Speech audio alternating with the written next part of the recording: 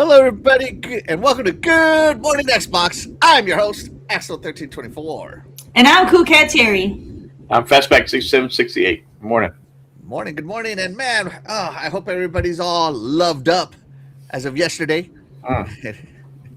So yeah, Terry, did you do anything to spread the love yesterday? Dude, I got off work early, right? Which was awesome.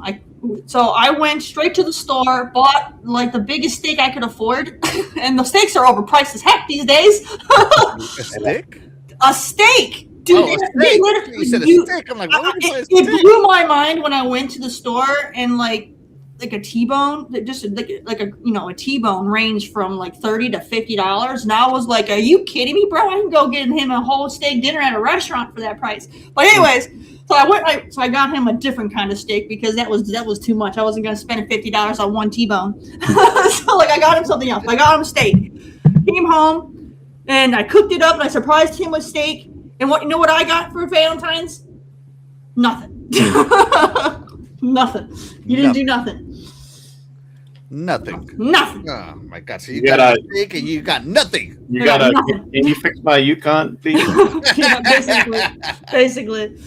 How dare you buy me a steak when you know I wanted an engine? He said, you know what? He's like, you know what? I might walk to the store because and buy you some balloons. And I'm like, I don't want no balloons. But he's like, he's like, well, I want to buy the balloons because it'll be comical for people to see me walking down the street holding all the balloons. And I'm like, okay, that's great that you want the experience, but I don't want the balloons.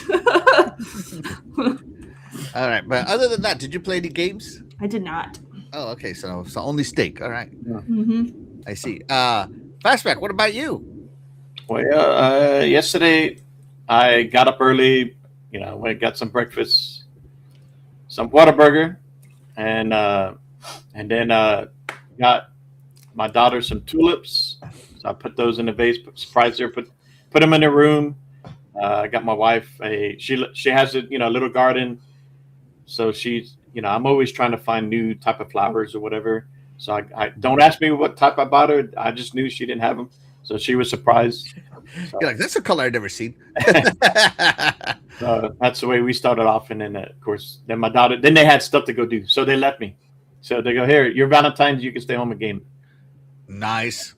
So nice. I played more Fallout 4, and then Fable 2. I just kept going, and I'm loving it.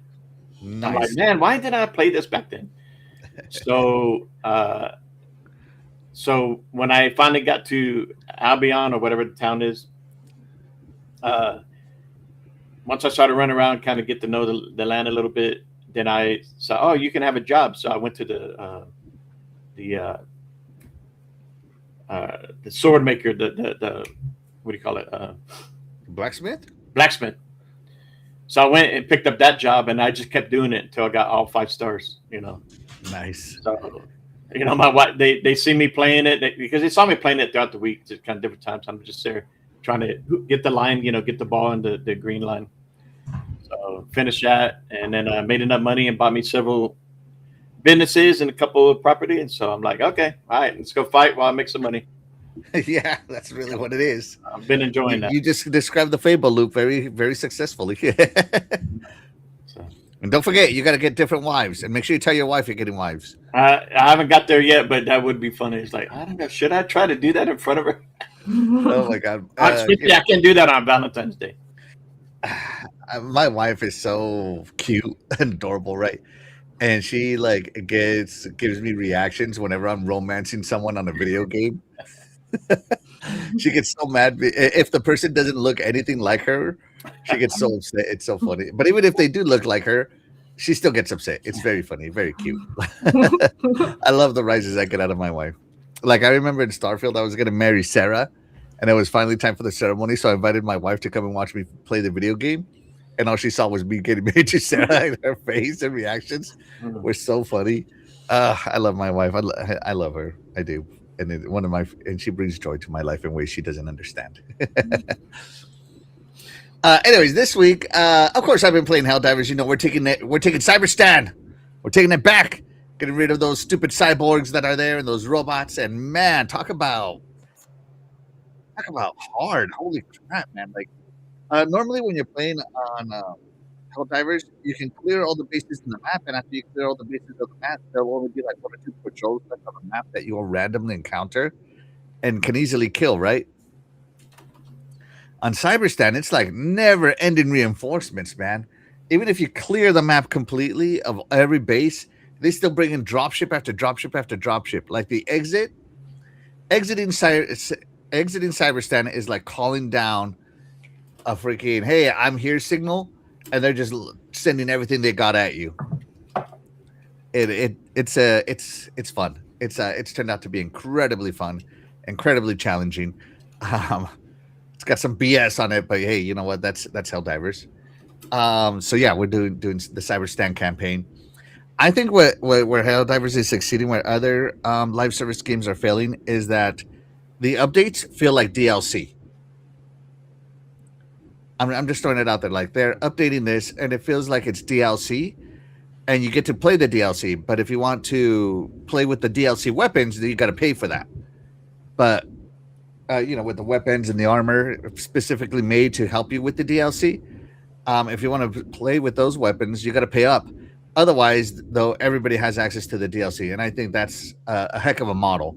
Definitely keeping people engaged. Like just yesterday there was like 160,000 gamers just taking on Cyberstan alone. Yeah. And there's planets all over the place that you can find in, but Cyberstan obviously had like 70% of the player base, and I think that's really cool. I think it's really cool. Of course, I've been playing some Dragon Quest. I got to a BS difficulty spike that I don't like, and I'm having to grind, and I don't like it. I don't like it, man. It's pissing me off. The stupid pyramid is making me upset with those fire-breathing worms that can attack all, but I can't heal all, and that's kind of making me upset. Making me upset, real angry. And then, so I don't know how much longer I'll be playing that one.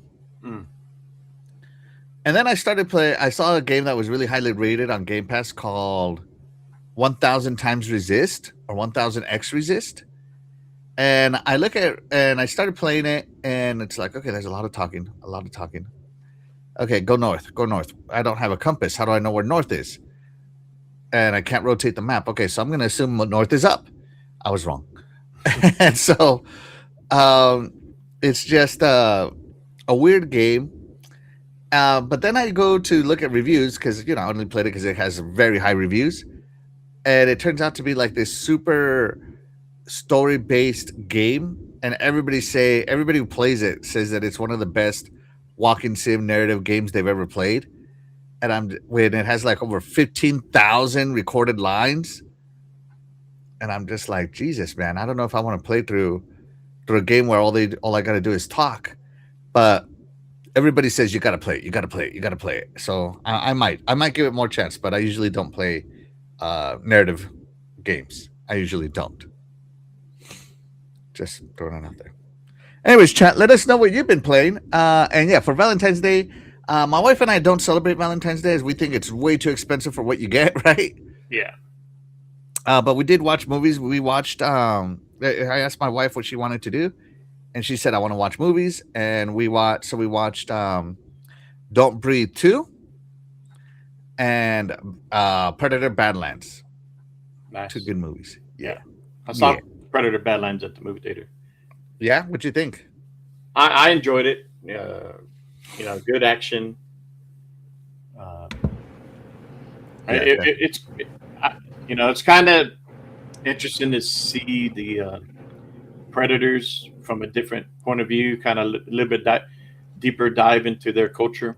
Absolutely. So I thought it was interesting. So hopefully they do come out with another one, or a different character or something like that. Yeah, I don't mind. Yeah, and chat, let us know what you've been gaming, and also let us know what you did on the Day of Love yesterday. Very much love to hear all of your love stories. Clean. Keep it PG, man. We don't want to know about PG-13 love stories. I don't want to hear about how you're going to have a baby in December right now. Not to mention, my wife got how you did some experimentation. My wife got me this painting right here for Valentine's. Her and my daughter. I did see it. I'm like, hey, that's a new painting. What that's is supposed that? to be me gaming, I guess.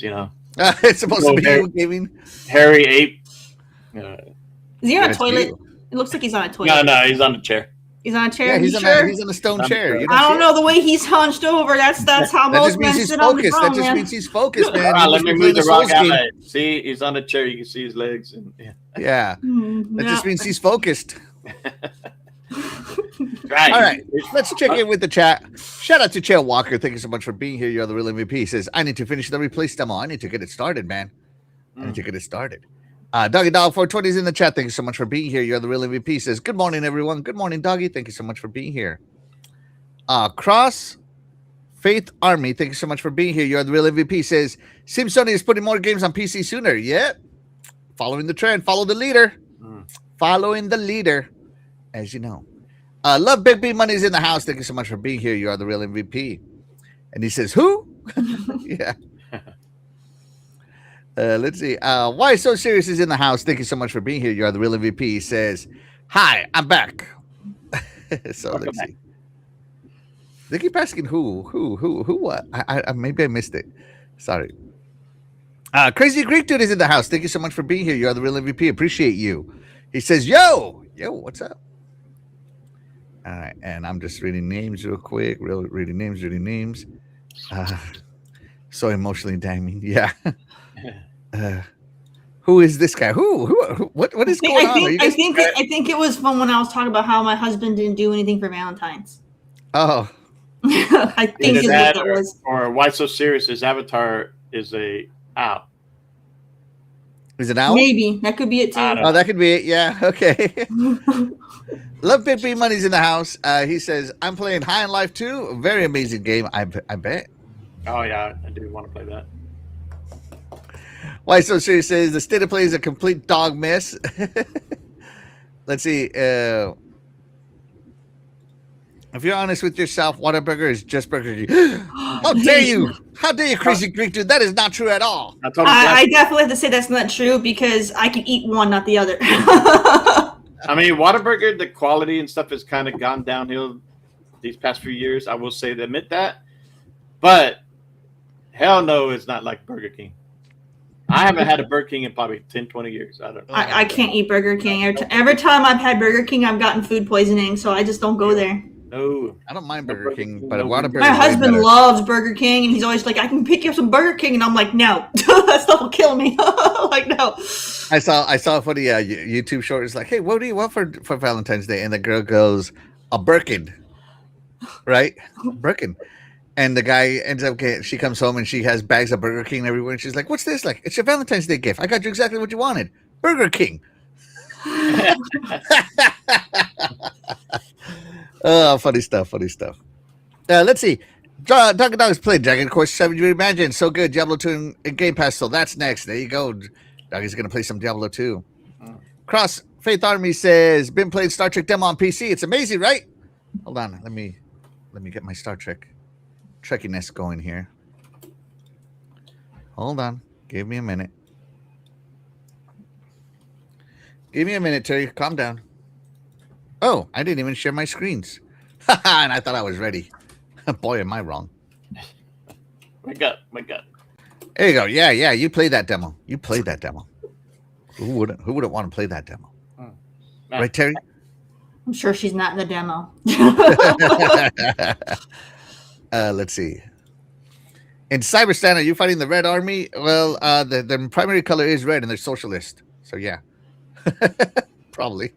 Let's see. Dan, the man Cunningham, thank you so much for being here. You're the real MVP. He says, hey, all, how's everybody doing today? Doing good, man. Thank you so much for joining us. Dan the man. Let's see. He's been playing No Man's Sky, a new update in VR also. I bet that's cool. Nice. Cool. Let's see. Freaking doggy. Axel, put down the Dragon Quest 3 and let's play some Back for Blood. No need to get all mad. Screw you, doggy. I would rather get stabbed than play Back for Blood. Okay.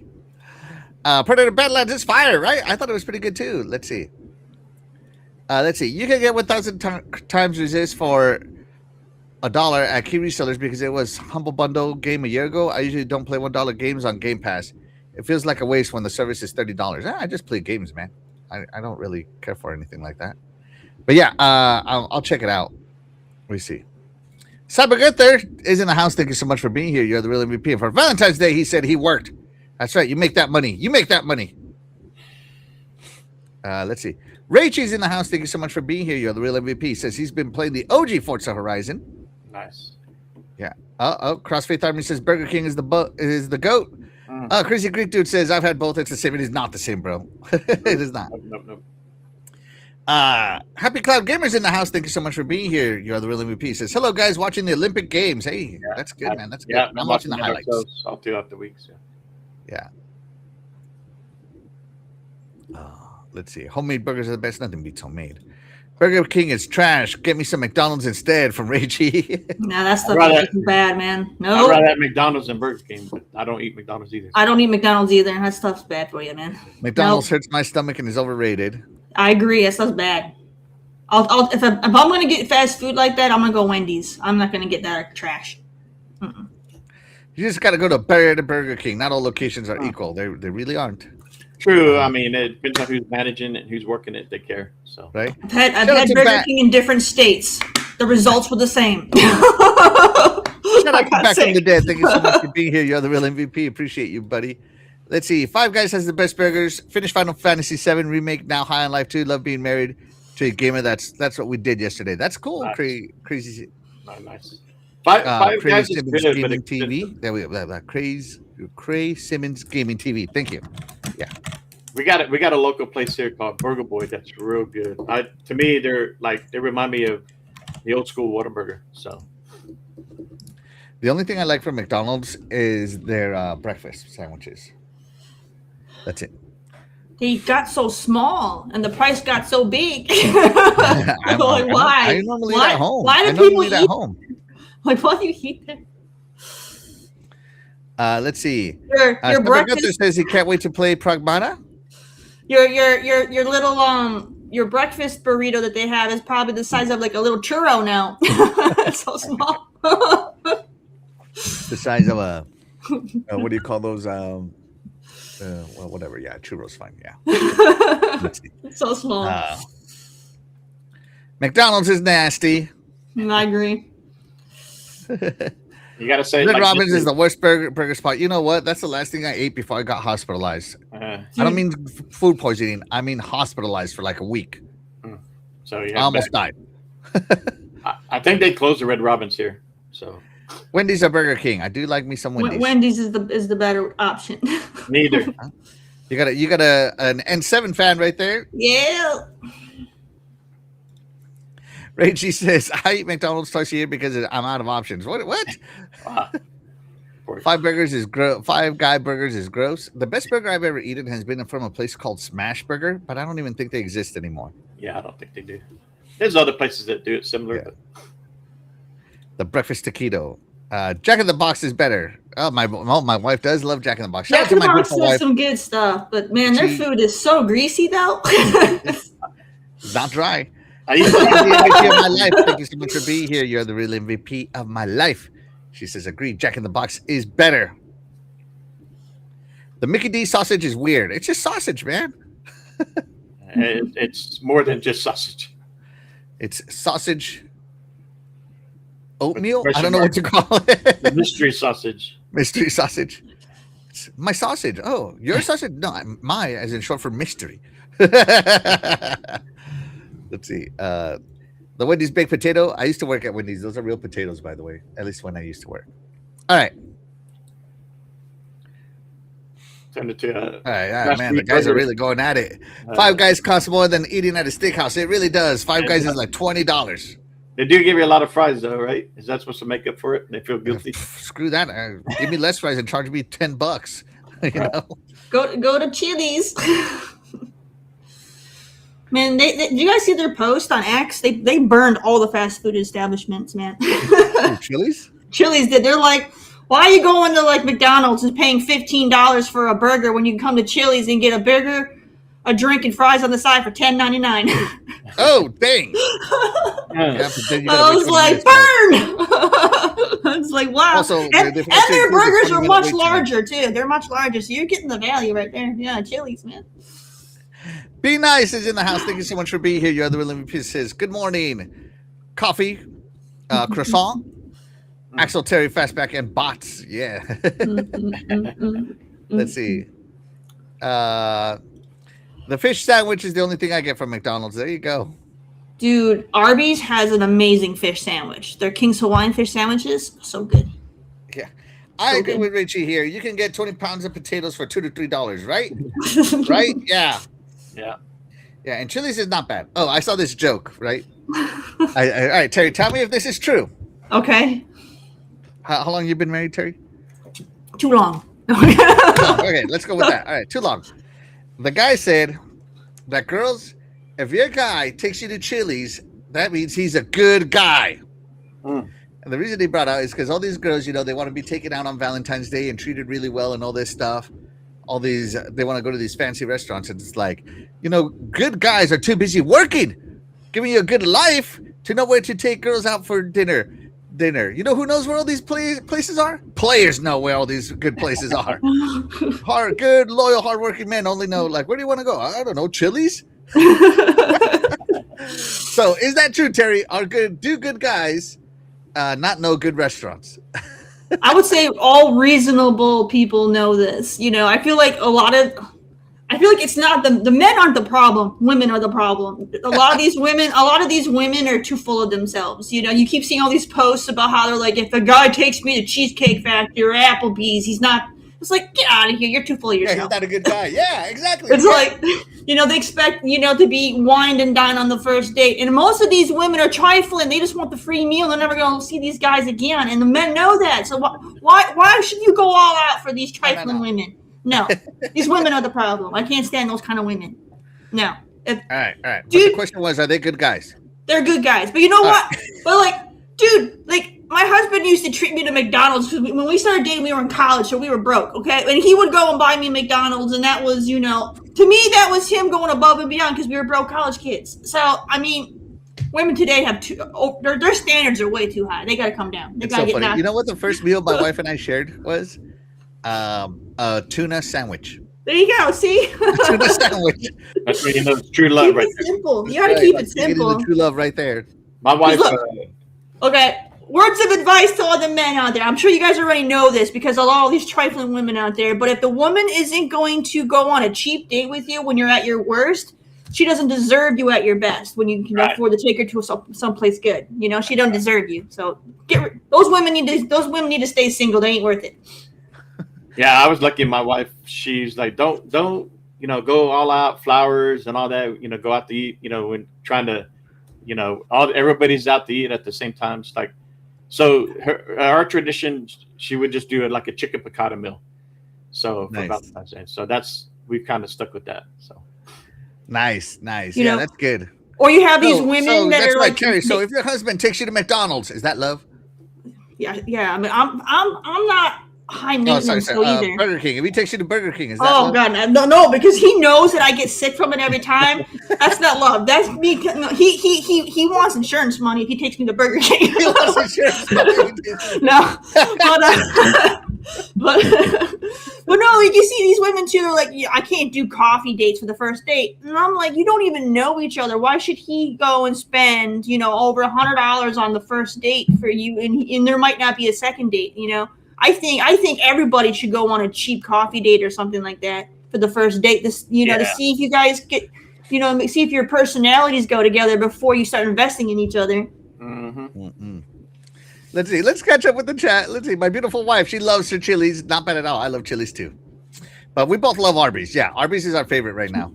Hey, but see, like me as a father, my daughter, so she doesn't have a boyfriend, but if the first time a boy takes her out for Valentine's Day, you better take her somewhere nice and not no damn McDonald's. That's my daughter, damn it. Take her Chili's, damn it. I mean, like I agree with the Craig Simmons. Like, I don't need one day out of the year to go treat my wife or anything like that. Like throughout the year, we'll go have nice dinners at nice restaurants every once in a while. And we just enjoy life together. I love my wife, so we've been married 14 years, so I don't need one day to justify that. Right, exactly. And that's what me and my wife are. We celebrate Valentine's Day every day. Mm-hmm. Applebee's got some good food from Big B Money. They do. Dang, so emotional. Dang, in fact, she's not lying. Talking about Terry going off. Yeah. Happy Cloud Gamer knows all the good spots to eat. He must be a bad boy. Crazy Gaming TV says, not gonna lie, I spend like $85 at Five Guys every time I go. Holy crap! Oh god. Jeez. He's paying for all 5 guys. That's why. That's what he's doing. This burger is the one you make at home, but forgot to buy ingredients. So it's pork meat, hot dog, bread, and Dijon mustard and dandelion salad. Oh, wow. It's happened. It's happened, Rachie. It's happened. Let's see. Yeah, back from the day. Valentine's Day is for couples that only celebrate their love once a year. My wife and I treat every day like Valentine's Day. Right. The best burgers are the ones you don't eat from Why So Serious. Yeah. The ones you don't eat. Craig Simmons says, been married going on 20 years and my wife put me on Chili's and I love it. Right. Yeah. If she loves McDonald's, she's a good one. Yeah, absolutely. Let's see. Chili's is overpriced cafeteria food. I love these takes, man. Big B Money takes his girlfriend to Chuck E. Cheese's. Let's see. Dog says, I can feel a kidney stone forming as I eat Arby's. So much sodium. Oh, my God. You can actually get kidney stones if you eat too much spinach. You get kidney stones for anything, man. It just depends on your anatomy. Yeah, like spinach is a big one if you eat a lot of it. Oh, man. Crazy Greek Dude's not going to have an Arby's or a Wendy's soon. They're shutting down. Man, you got to get out of that town. That town ain't worth it. All the good places left for a reason, man. You got to come back up and go with them. Yeah. Hey, our girlfriends are better and cheaper until Elon starts selling digital McDonald's. $85 at Five Guys. No kids for the win. What the heck? Wait, oh, my God. We're not going to Starbucks. Too expensive. Maybe Dunkin'. I love Dunkin', man. I love Dunkin' coffee. I think it's so much better than Starbucks, personally. Seven Brew is the popular place by me. Oh, Seven Brews is so nice too. Yeah. Yeah. And by the way, shout out to Music72. Thank you so much for being here. You are the real MVP. Appreciate you, buddy. All right, let's get on the topic, man. Shout out to the chat, man. I have discovered that I have a food-driven chat. Okay? They get passionate about it. That's right. They get it. Oh, what the heck, Crazy Greek Dude? Everyone's leaving Denver. Not my beautiful Denver. Not the home of the amazing Denver Broncos. That's why they left. Leaving, whatever. They sold that last game that Denver did, and they were packing their bags now, shutting down business. They're like, man. God. They bet it all on Denver for that game, and they lost everything. Shout out to 323. Thank you so much for being here. You're the real MVP. Appreciate you. They're supposed to say cheese or something like that. All right, let's get to it, shall we? Let's get to it. Here we go. Oh, it is so zoomed out. I don't know if you guys saw this, but we got a shadow drop on Xbox.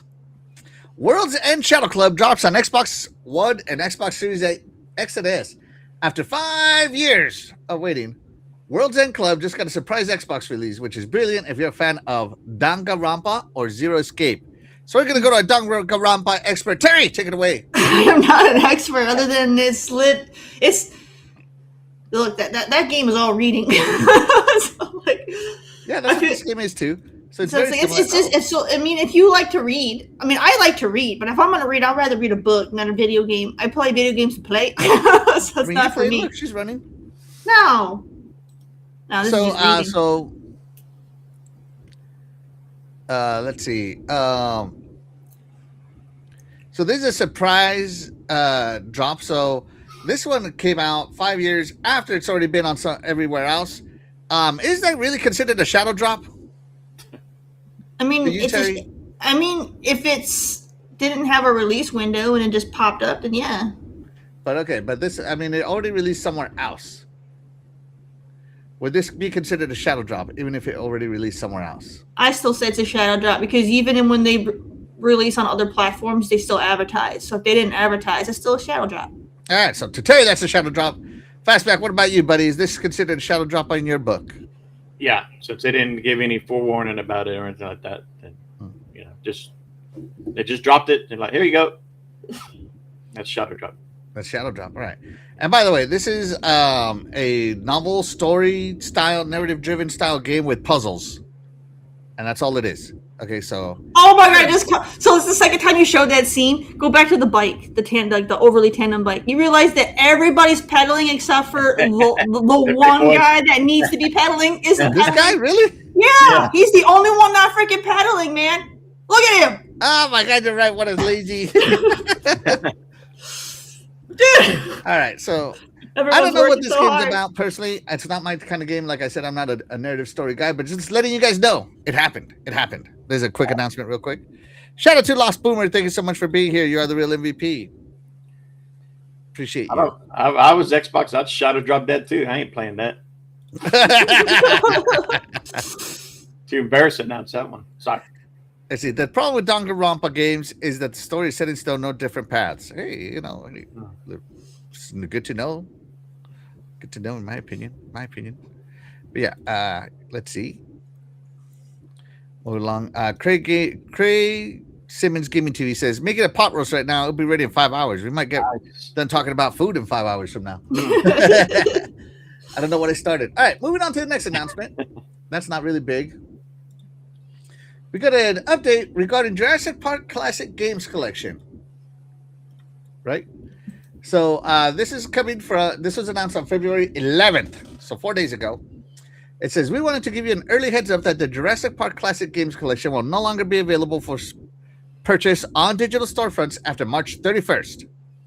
If you already purchased the game, don't worry. You'll be able to download it in time. In the past, we learned how important it is to provide plenty of notice for changes like this, so we're committed to being as open and transparent as possible. Our goal is to give fans every opportunity to grab the game before it's too late. So this came from Limited Run Games, right? So they are done with a Jurassic Park Classic Collection, which includes the Genesis Jurassic Park, the Nintendo Jurassic Park, the SNES Jurassic Park, the Game Boy Jurassic Park, and one more. I forget which one. Oh, and some Jurassic Park 2s. I think it's 7 games. Okay. But it's different versions of the same game, right? As you know, back in the day. Oh my god, that was the one I played on PC right there. Oh my god. Yeah. I played that one, yeah. The game was hard. Yeah, Jurassic Park games were out to kill you, literally. So yeah, these are Jurassic Park 1 and 2 Classic Collection, where they gathered up all the Jurassic Park versions of 1 and 2 and basically put them all on one single collection. So yeah, if you wanted to get it while it's still there, because it's about to go away. It is about to go away. So yeah. So Terry played some of these. Fastback, did you play some of these? And are you gonna get this before they go away? I can't recall, but kind of looking at them, I wouldn't mind having some of these. I literally have the Genesis one right there. Is he in a boat in lava? Yeah. How's that even working? Jurassic Park video games, that's how. Yeah, so the Classic Games Collection going away. If you're a Jurassic Park game person, be sure to pick it up. Terry, you gonna pick it up? No, I'm okay. Fastback, you gonna pick it up? Maybe. I gotta see how much it is. Probably not. These games were hard and not fair, and I don't remember having fun with them. That's all I gotta say. No offense to the Jurassic Park collection. I love Jurassic Park games now, but I'd rather play those than this. Like Jurassic Park Evolution. Oh, love that game.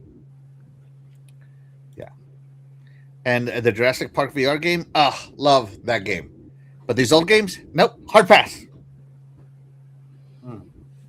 Hard pass. Give me a second. Hold on. Okay. The Telltale one was decent. Yeah. Decent. Oh, the Telltale. Yeah, that one was decent too. Yeah.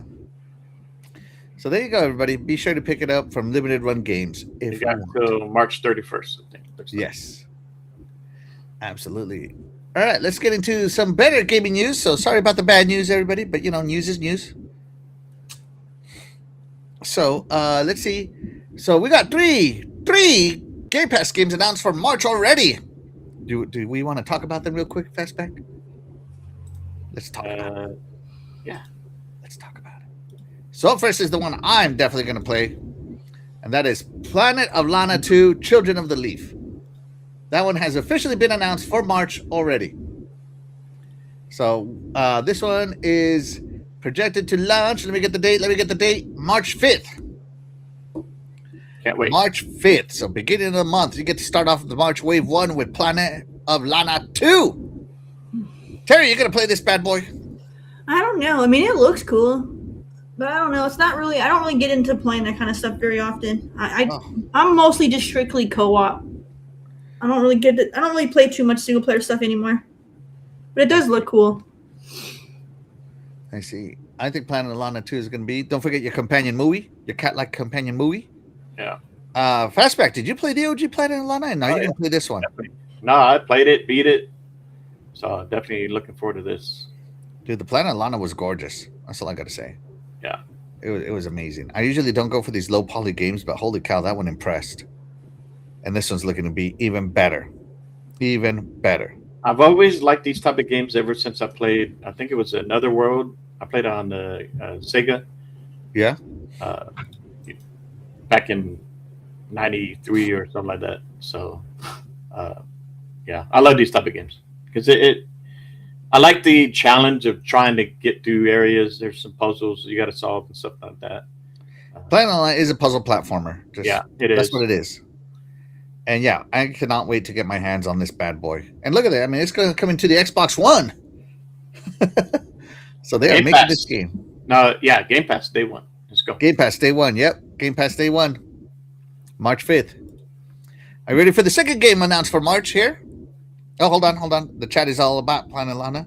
Mm-hmm. Let's see.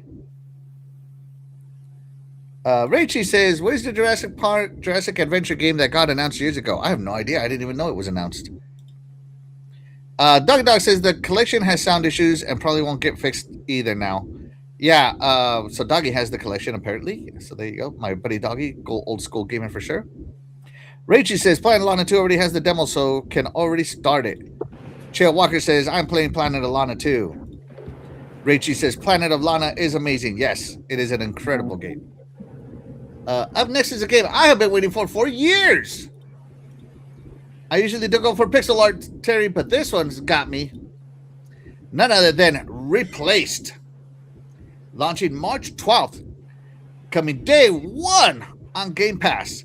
Get this Cyberpunk game, and the demo's out now, and everybody's like raving about the demo. They're saying it's one of the best 8-bit games they've ever played, pixel art games they've ever played. Wow. So on this one, Terry, are you going to play it? I know you like pixel art.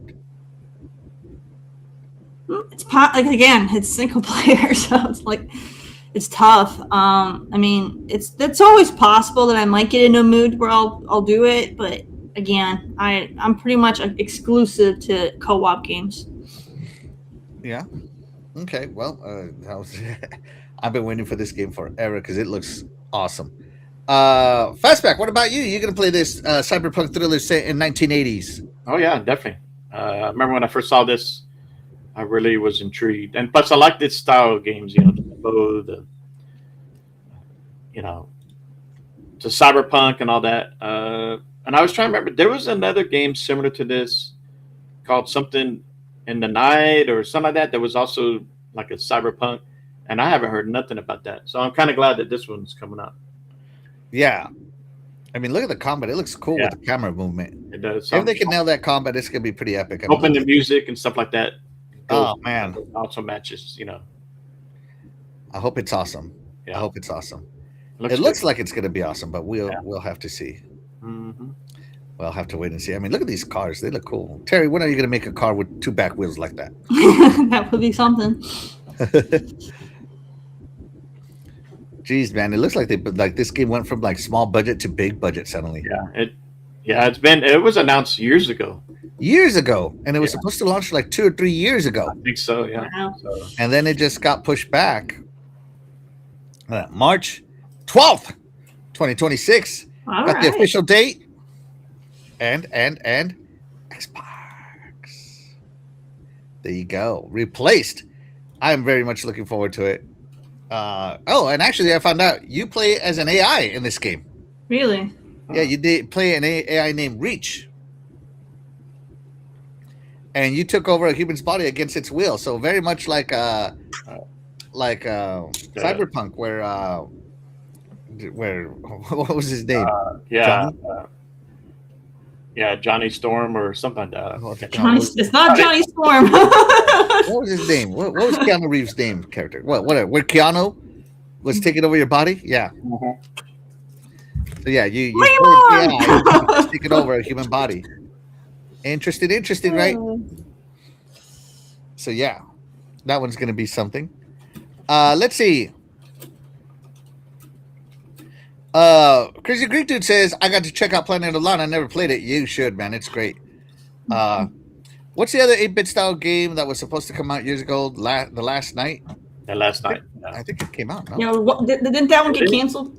I thought that one got canceled. It might have gotten canceled, yeah. So I remember Shaddai was super excited for it. I think it got canceled. Man, that sucks. Let me see. The Last Night. Video game? I just don't know.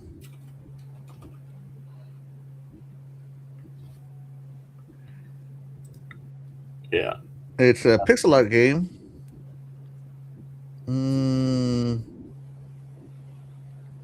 It did come out in 2017, apparently, so it's out. God, it was supposed to come out. It never came out. Really, The trailer came out in 2017. really interesting. It never came out. But it was similar to this. And I don't remember it at all. It's just like Greedfall 2. It hasn't come out yet, but if you look it up, it says it was released in like 2024. No, it wasn't. it didn't come out. It looks very similar to it. Holy cow. and I believe I saw it on the Xbox Showcase when I first saw it. It looks incredibly similar to it. Unless it got replaced by. Unless it got Oh, replaced it by got replaced. That's why they changed the name to Replaced. Yeah, maybe that's what happened. Maybe it rebranded. Maybe it rebranded. I never heard of it. Yeah, let's see. Dan the Man says replace feels very Blade Runner-ish. Yeah, I think that's what makes me happy. Yeah, Blade Runner. Cool Cat Terry said she's streaming Silent Hill Townfall. Wow, that's cool, Terry. That's cool. No. And shout out to Noof Nukem. Thank you so much for being here. You are the real MVP. He says replace looks cool. It does. It really does, man. I can't wait. And Noof is announcing his community game night tonight at 8 Eastern. Gears 5. Jump in. Jump in, guys. I love the jump in. And the third and final game we have for Game Pass coming out that has been confirmed is Nova Roma. Right? And it's already in early access, but it gets officially released on my birthday, March 26, 2026. Right? So Line Shield has been acting on feedback, and they will release the game on March 26th. So that's going to be cool. This is a builder game. So if you're into building city sims in the Roman Empire-esque style of gaming, this is your game. Terry, when are you playing the game? Are you going to play this day one or day two? No, this is an Axel game. This isn't a Terry game. This is an Axel game. What about you, Fastback? Are you going to build your Roman Empire, your Nova Roman Empire island? Yeah, I might check it out. So, looks interesting. I might check it Game out. Pass, so. Yeah. I'm going to show the Romans how to Roman by killing them all. Yeah, because that's what emperors used to do, just murder everybody. All right. Gotta start a war somehow. That's right. Good morning. Xbox is the only Xbox. No BS. Yeah, that's right.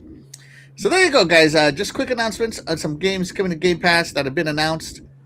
Two of them are super hype ones, Planet Lana and Replaced. If I have time, Nova Roma, but Planet Lana day one, Replaced day one. Yeah, I'm looking forward to it. All right, let's move on to the actual news now. Here we go. So we got more news about next gen Xbox. Terry, are you ready? Ready.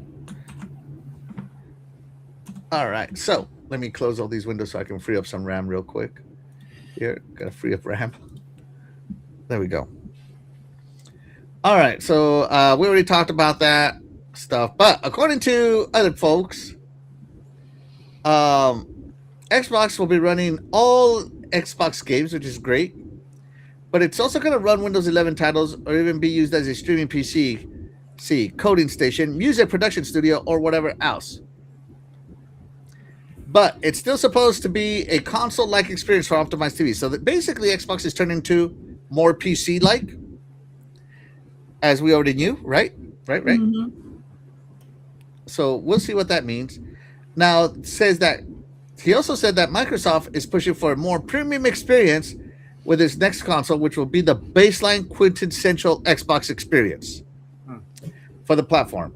But additional devices could be available. Apparently, Microsoft is working with other OEMs to offer third-party devices similar to the Xbox Ally with Asus, allowing the platform to offer a variety of choices at a wider range of price points. Yeah, makes sense. I don't like that. Well, I remember last week I was mentioning that if they want to compete with Steam Machine, they got to have an entry point. Like maybe they have a smaller Xbox PC. I mean, it's no different than regular PCs. People pay what they can afford, right? So they're not going to get the latest, greatest out the bat. They don't have the money. I don't know. I don't like that at all. I don't like that at all because we've had this happen before. Do you remember Sega Genesis was made by Sega, by NEC, by other manufacturers made Segas, right? Genesis. I remember the Philips CDI and 3DO were made by several people. Of course, the real 3DO was one thing, but then other people could release 3DOs. That failed spectacularly and got at a price point that was $700 back in the day. Holy cow. Back when minimum wage was $2. Ouch.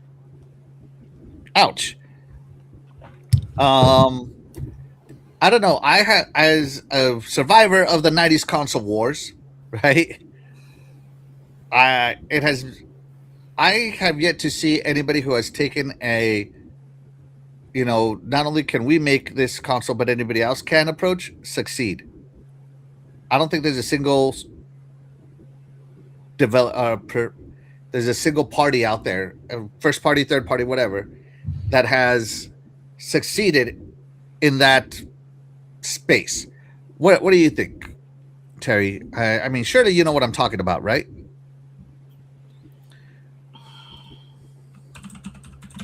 I mean,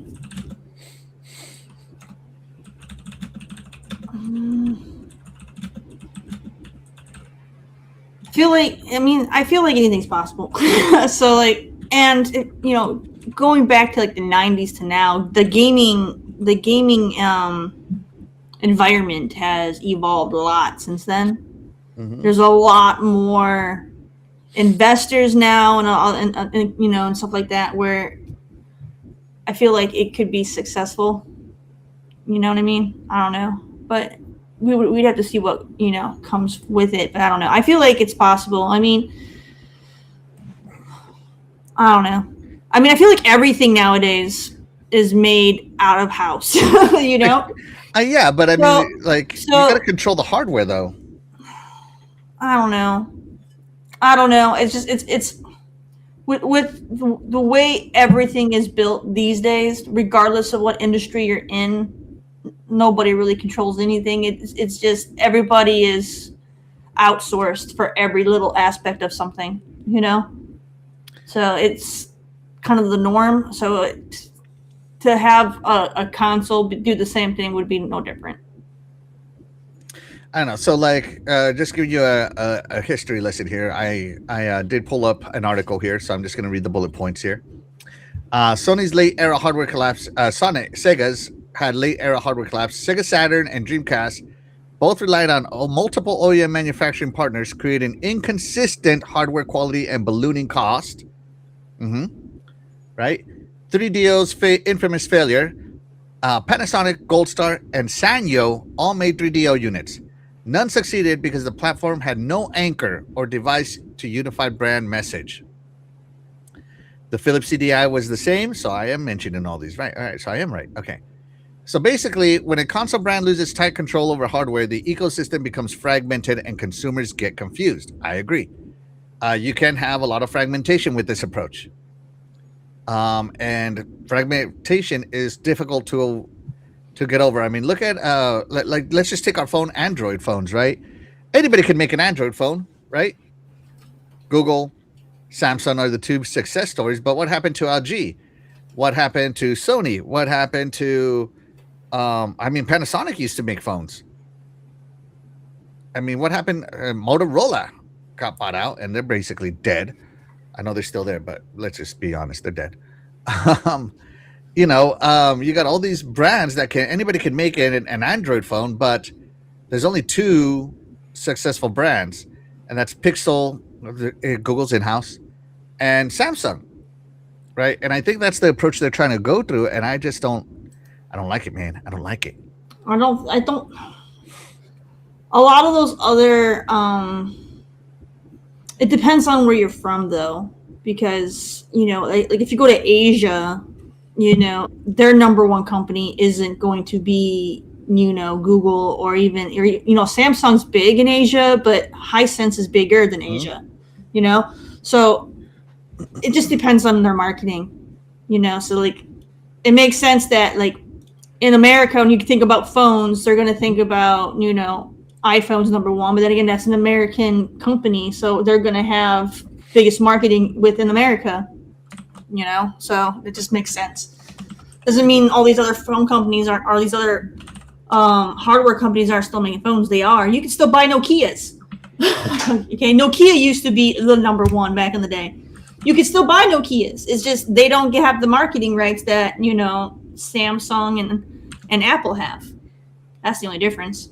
They all still exist, and those phones are just as good. And they're like, you can probably get a Nokia phone to do the exact same thing as your Samsung Galaxy does, and it probably only costs you like $800 compared to the $2,000 you're paying Samsung. But people they pay for the brand name on it, not for the quality, necessarily the quality. You're paying the brand tax. Yeah. Yeah, I don't disagree with anything you're saying. I just don't see how it could succeed. Is my point, right? So like, go. We'll get to you here in a second. Here, Fastback. Yeah. So going here, they're saying that Microsoft is different because they're licensing. They're not licensing the OS to random manufacturers, right? They're building a Windows-based platform with strict certification, closer to what Surface PC OEM rules are. So I have a Microsoft Surface, right? But other companies can have Surface devices or Surface-esque devices, tablets, right? So like Lenovo has a bunch of them that are really nice with the Yoga brand. They're more expensive than the other non-Yoga brand devices, right? Because they have that whole touchscreen, Lenovo thing. So they're saying they're building a certification. So you got to pass certification and have the Xbox rules instead of the 3DOs free for all. Fastback, do you think that's enough to keep this going? Are you going to have some faith in some Asus hardware? Well, I think what they've done with the ROG, teamed up on that, I think was a good example of Xbox working with OEM to make a Xbox branded device hardware.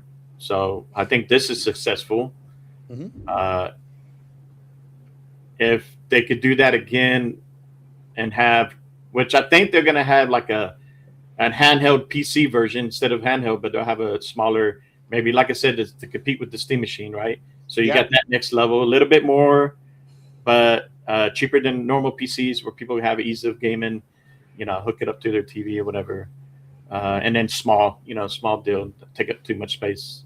But I also think they're going to do the same thing with either with Asus or others where they could do a full PC build where it has high specs, but it's got the Xbox logo on it, which I think that's what Xbox wants to do.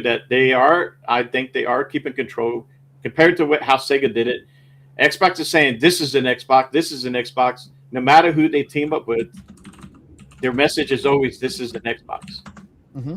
Now, they do got to be careful about having too many SKUs with all different OEM because they could undercut themselves, their own next gen, which we don't know a lot about. Like, is their next gen Xbox hardware partnering up with Asus or someone else? We don't know.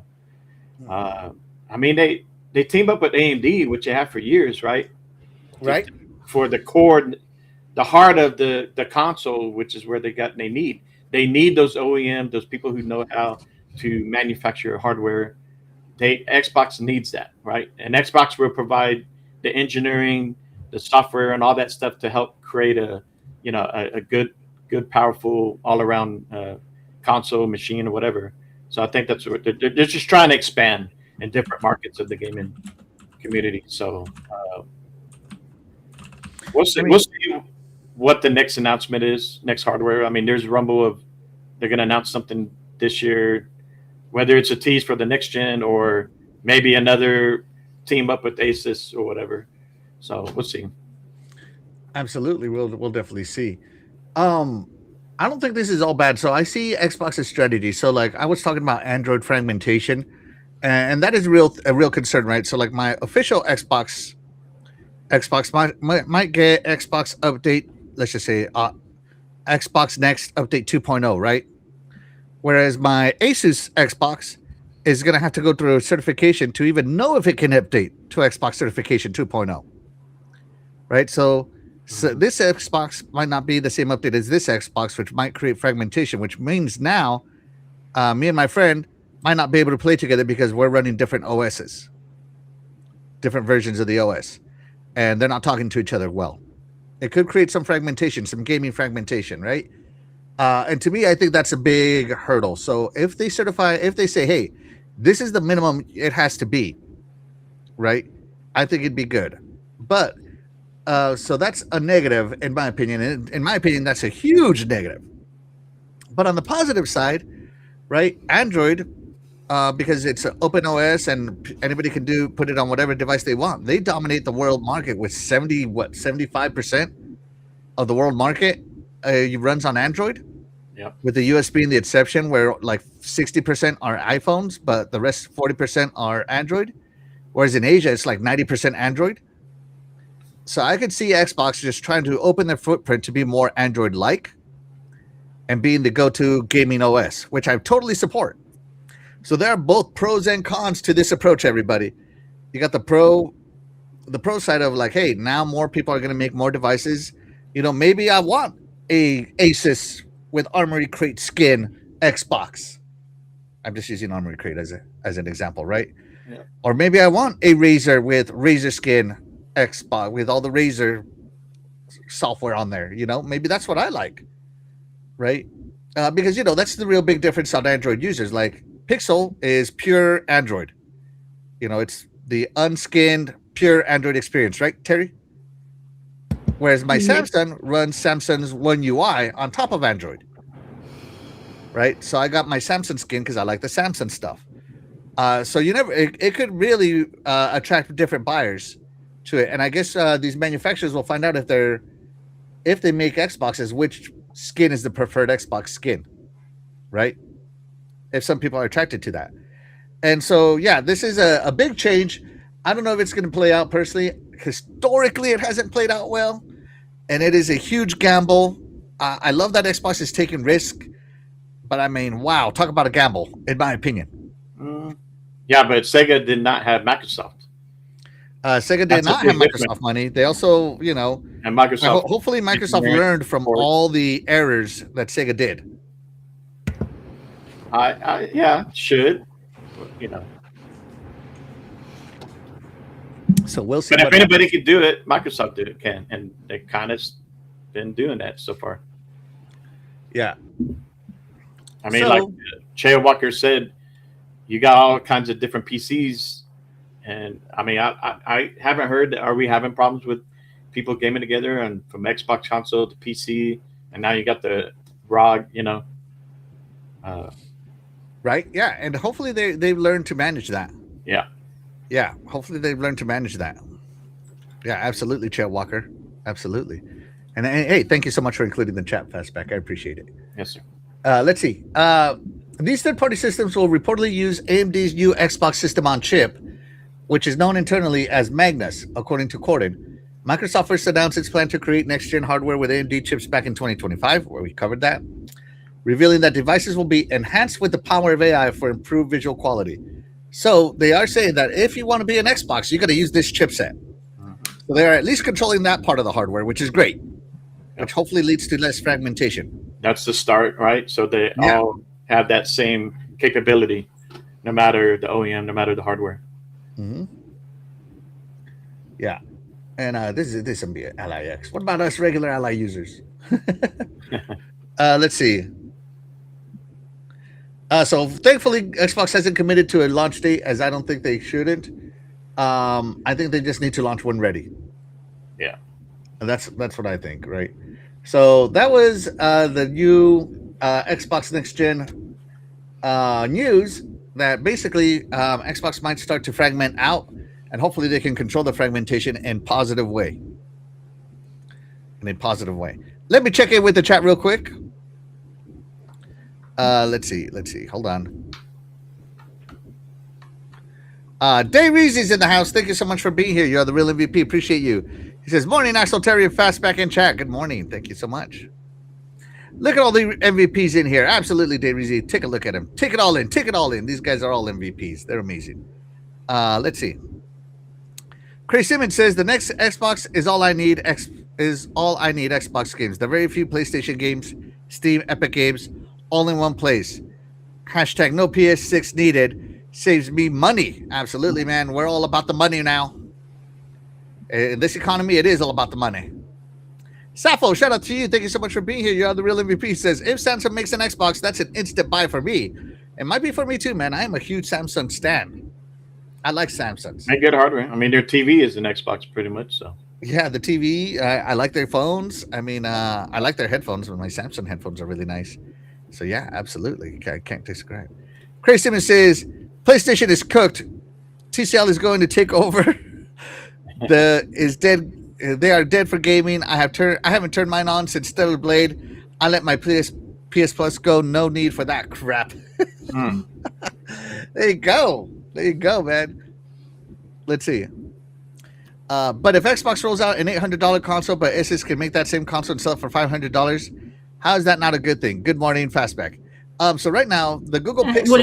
It wouldn't happen that way. We already know that Asus would sell theirs for $1,000. So they would sell theirs for more than what Microsoft would sell the Xbox for. Mm-hmm. Yeah, they control the price.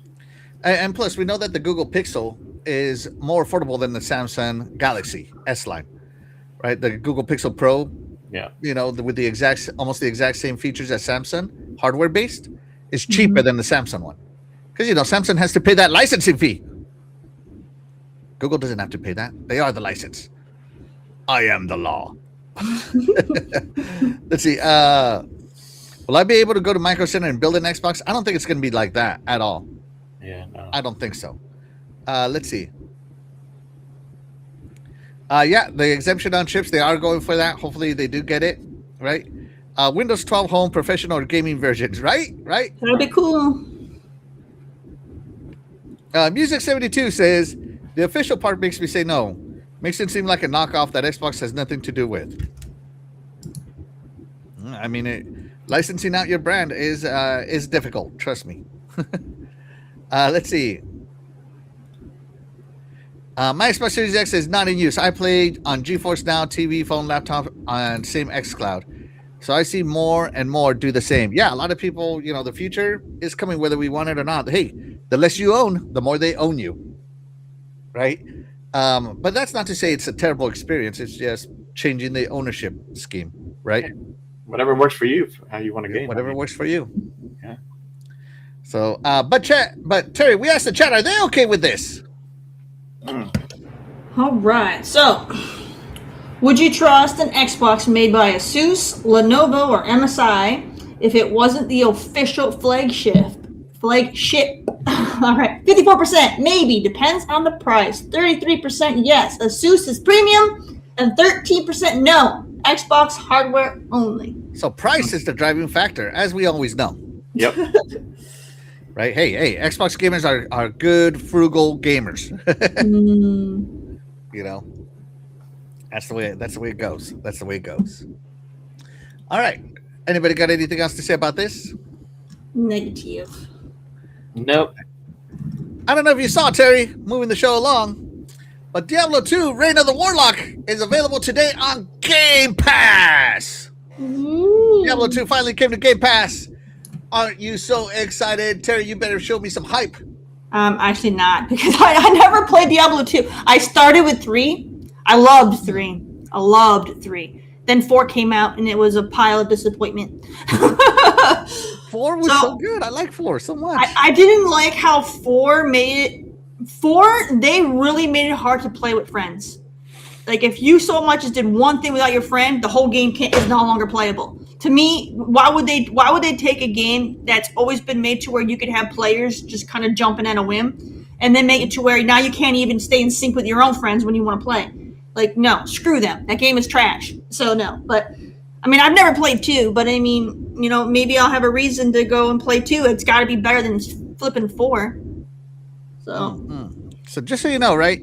This is Diablo 2's first new class in over 25 years. Damn. And by the way, they still have millions of Diablo 2 players every day, right? The Warlock is releasing across Diablo 2, Diablo 4, and Diablo Immortal all at once.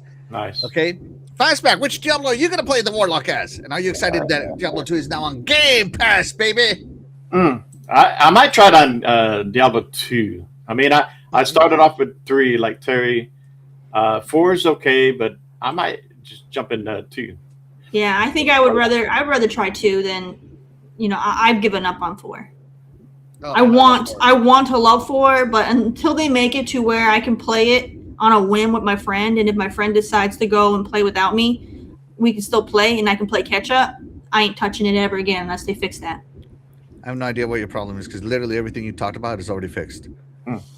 And I mean, it was technically never a problem for me. So maybe you just need a better computer. You need an officially licensed Xbox computer, Terry. No. No, because me and my friends, we can play campaign. So like if I play on his campaign and he keeps playing his campaign, I mean, his campaign will move forward. But if I play my campaign is where I am. Yeah. So yeah. So I don't know. That's the way it is to me. And I had absolutely no problem getting on PC, Xbox crossplay on Diablo 4. By the way, I love the story in Diablo 4 so far. Digging it, big time. I really am into this Mephisto. Right, I'm really into it. So yeah, sorry, Fastback. No. I mean, I'm glad to see that. I love how Diablo has this continued support. Definitely should be. I don't know if this was nominated for one of those ongoing games, so it should. It should be. No, Diablo is doing great. The fact that I thought they were only going to do one DLC like they did Diablo 3. Yeah. But now I found out they're doing 2 DLCs. Yeah. That's awesome in my opinion. I think that a lot of that has to do because now they're part of Xbox. So they got that support and money. So yeah. Keep it coming. Absolutely. Keep it coming. Absolutely. Hold on. Let me ask the chat a question here. I got to type it in. I just thought of it. Thank you to Terry as she helped me think of this question. Let's see. Let me type this in. Hold on. Oh man. Although I did like the Diablo 3 a lot, Diablo 4 to me is way better. How many of these Diablos have you played, Terry? I've only played 3 and 4. And 4 was a headache. But you know, I haven't touched it since it came out, so they've done so much with it. But yeah, it was when it first came out. If you had to stay 100% in sync with all your quests, otherwise your friend couldn't join your game. And then they had the issue where the like the builds were broken to where you basically like what did I play as? I played as the I can't remember what you call it anymore. It's been too long. Okay. I can't remember anymore. But basically everything was poison and you had to, you know what I mean? I don't even know. But like the game was designed to where you couldn't be a melee character. Like, you know what I mean? Yes, I do know what you mean because I wanted to play the druid and the first boss is all poison everywhere and you couldn't get close enough to hit him. Yeah, so it was overly flawed. And then there was also the issue where once you finished the game, you got to end game, they made it to where when they started adding new content, you couldn't use your original character. You had to make new characters, and I didn't like that. That's been going on in Diablo since Diablo 3. Yeah. You know, I know and what I you're don't. talking about. You have to replay the game, unlock, and go into the new game plus, but with a new character every year, every season, or else you Yeah, only get access I to hate that last because season's I'm the stuff. kind of person where I just want to make one character and I'm only going to use that character and I want to just use that character for any new content. I don't want to make other characters. Mhm. So to me that ruins it for me. I don't want to make other characters. I just want one. I'm good. I'm simple. I just want one character that I can use for its entirety. So yeah, it's just I see my what you're talking nitpicks. about. My Definitely. nitpicks. I see your gripes because I had them too, but I've gone back and they fixed a lot of those. They made the Did druid they? way more playable. Yeah, the Way more druid. Yeah, I was the druid. That's right. I couldn't remember what it's called. Yeah, Yeah. I was the druid, and it was like impossible to play with that character. Nice. Yeah. You had everything was AOE. Everything. Everything is AOE. Even now, everything's AOE. The druid is a lot more AOE now too, Terry. They reworked him. They reworked it. Okay. Yeah, and he's ridiculously strong now. Can survive everything.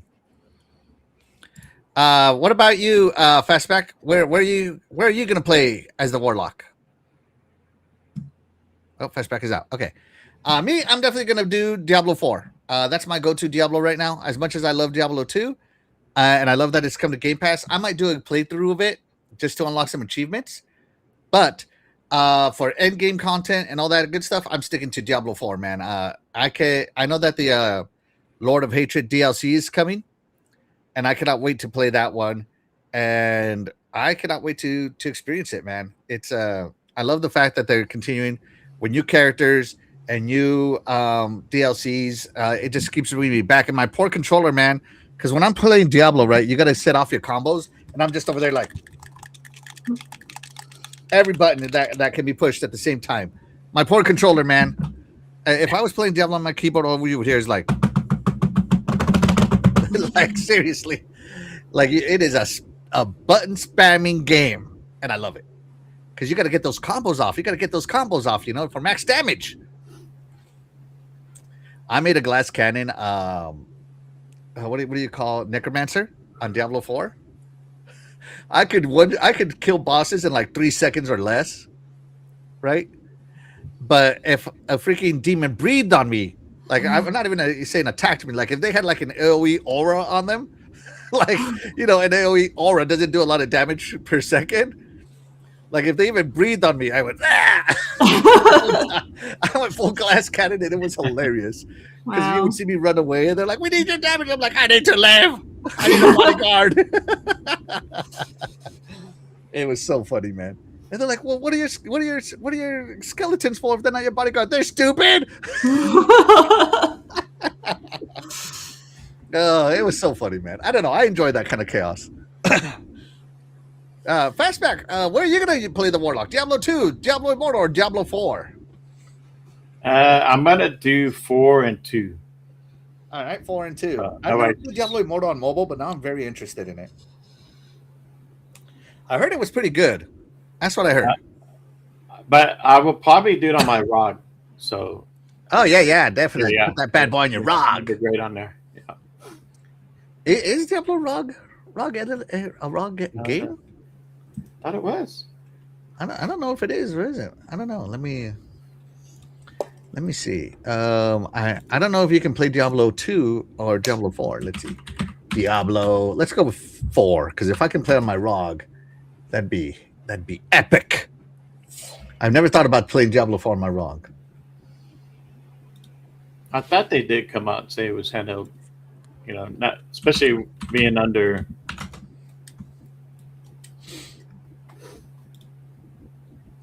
What the heck? Why can't I find? Am I on the? Oh, I'm on News Xbox. Okay, sorry. Go to Xbox.com, regular Xbox.com. All right, here we go. Now I can find Diablo. Diablo 4. Let's see. Yeah. Because I bought the DLC. I could download Diablo 2 Resurrected on Game Pass on ROG. It's there. But where does it say? PC version. Does it say you can download it and install it? Is it like? Yeah. recently added games. It's on there. Optimized. Handheld optimized. It doesn't say that it's handheld optimized on the official website. It says it here. I'm on the ROG right now. It says it. For Diablo 4? 2. Oh, 2. What about 4? 4.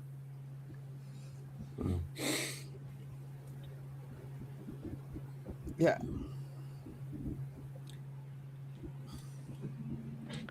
What about 4? I'm so curious.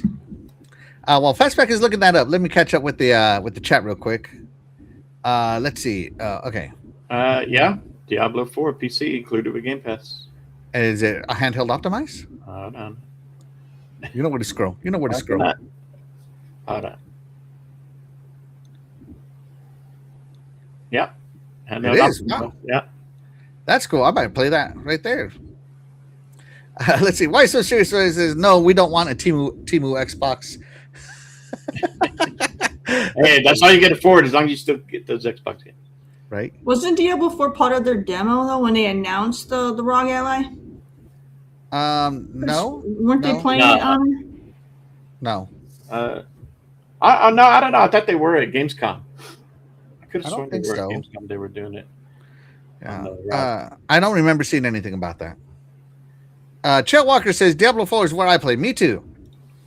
Music 72 says I played the original Diablo when it first came out. Dang, I'm old. I started on Diablo 2, so yeah. Is it if you buy the Warlock once you get it to use it on all the games, or is it only one per game? I think everybody gets access to them, period. I think. Let's see. Do you? That is a dang good question. Let me see if it shows cross. Do you have to buy it? Let's see.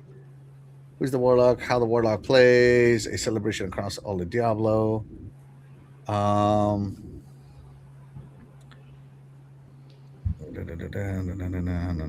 Do we have to buy the Warlock? I don't know. I'd have to actually access Diablo to see it. I don't know. It doesn't say on it. Let's see. Diablo, you all got phones immortal. Yeah. Don't you all have phones? Let's see. Back from the dead says Terry, don't worry, my level 239 Paragon Paladin could carry you through anything. Oh, I think the highest I ever got, I tried to get to level 300 and I couldn't get there. I think the highest I got was like level 210 or something like that. Because to get to those higher levels, you just got to keep running like a ridiculously hard gameplays. Let's see. I play Diablo 4 on GeForce Now on what I want. Yeah, that's good, man. I'm glad they ported it to everywhere. Xbox everywhere, baby. My biggest issue with Diablo 4 is that you have to purchase the expansion for every platform. Yeah, they don't have cross-buy right now. That kind of does suck. So if that's the case, then I'm playing on my Xbox. Let's see. Was the first Diablo on floppy disk? Yeah, like 10 of them. Back in the day, man. Let's see. It might have been, but I'm pretty sure it was on CD. So back in the day, they did find out how to make multiple installs from floppies, and you could get Diablo 4 like on 10 floppy disks. It was crazy. The Warlock is locked to the Lord of Hatred DLC right now. Ooh. There you go. Let's see. I want to say it was 97, 98. Yeah. Comes with Oregon Trail. Oh. I played the original Diablo, the original RTS Warcraft. I played the original RTS Warcraft too. Absolutely. Craig Simmons Gaming TV says Xbox is the best box. So yeah, I think he is right. You cannot, if you buy the DLCs, they're only accessible on the platform you buy them through. They're not Play Anywhere supported, sadly. Maybe they'll fix that. But I bought mine on Xbox, and I bought my copy of Diablo 4 on Xbox before it came to Game Pass because I wasn't going to wait. I'm a huge Diablo guy. Hence why we're talking about Diablo. Because, I don't know if Terry's a huge Diablo lady, but I'm a huge Diablo guy, and I think Fastback is a Diablo guy too. Mm-hmm. I'm playing up, but I need to get back into it. Oh, geez, I play all of it, man. All of it. Like, Diablo 4 does have some annoyance, but I understand it's for the gameplay loop. I understand it, but it's annoying sometimes. All right, but we asked the chat, Terry, where are they going to play the Warlock on? How do they feel? All right, where are you going to play as the Warlock? Diablo 2, Diablo 4, or Immortal? 37% said 4, 27% said Diablo 2, 27% said hard pass on the Warlock, and 9% said Diablo Immortal. All right, so Diablo 4 taking the crown. Hmm. That's epic. Guys, I have to step away for a moment. Do you want me to put it up the next topic and you guys talk about it, or just keep talking here? You can put up the next one if you want. It's fine. All right. So the next topic was celebrating 2025 Xbox Excellence Awards. So the Excellence Awards are really engagement awards, is from what I understand. So they go through store rating, the highest rated content across our stores released in 2025 with a minimum of 500 ratings. So, games with 4 ratings don't count. They released a list of these games. They released a list of player engagement, which is the games with the highest average hours per player within the first 6 weeks of release. That one's crucial because of all the review bombs. Yeah. Yeah. Daily active users, gaming, expansions, and major updates with the highest single day active users in 2025. Older games do qualify on this if they got updates since last year. Right? And then, of course, they got units sold, top-selling content across Xbox and Microsoft stores. So they're not counting Best Buy or GameStop or anything. First-party selling only through their stores, okay? So we go down, and it is an alphabetical list, right? So you can see the is always last, and WW is last. So they didn't rank them, but they only gave them alphabetically, which kind of is weird. So you have the store rating one, highest rated stuff, player engagement per hours, daily active users, and units sold. I'll leave you guys here for a minute while you guys talk about it, okay? Can you enhance it more? We're old. There we go. Okay. All right. Thank you. Wait, crime scene cleaners on there? Where are we at?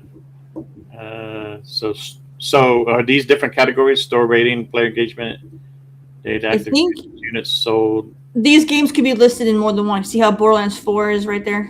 But in order, right? I get They're alphabetical order. Yeah, he said alphabetical order, so not ranking order. It just, I guess, all the games that qualified in each one. I mean, obviously, store rating, Call of Duty is going to be a top, and of course, Expedition 32 was a top game. Crime Scene Cleaner, I don't think I've played Crime Scene Cleaner. I'm surprised it's on the list.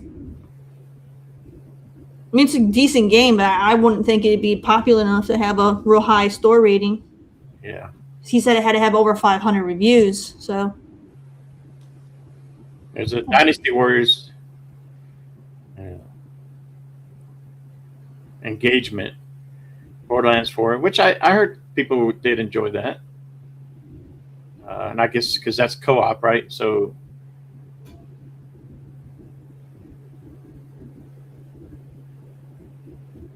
Digimon, sports, college. I mean, I've heard people talk good about that, and that's a good. All right, sorry, I'm back. Where we at?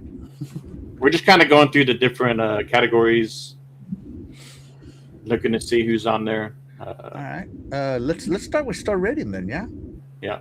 I'm surprised Black Ops 7 is on there as a high rating. As much trash as streamers talk about it, looks like gamers actually like it.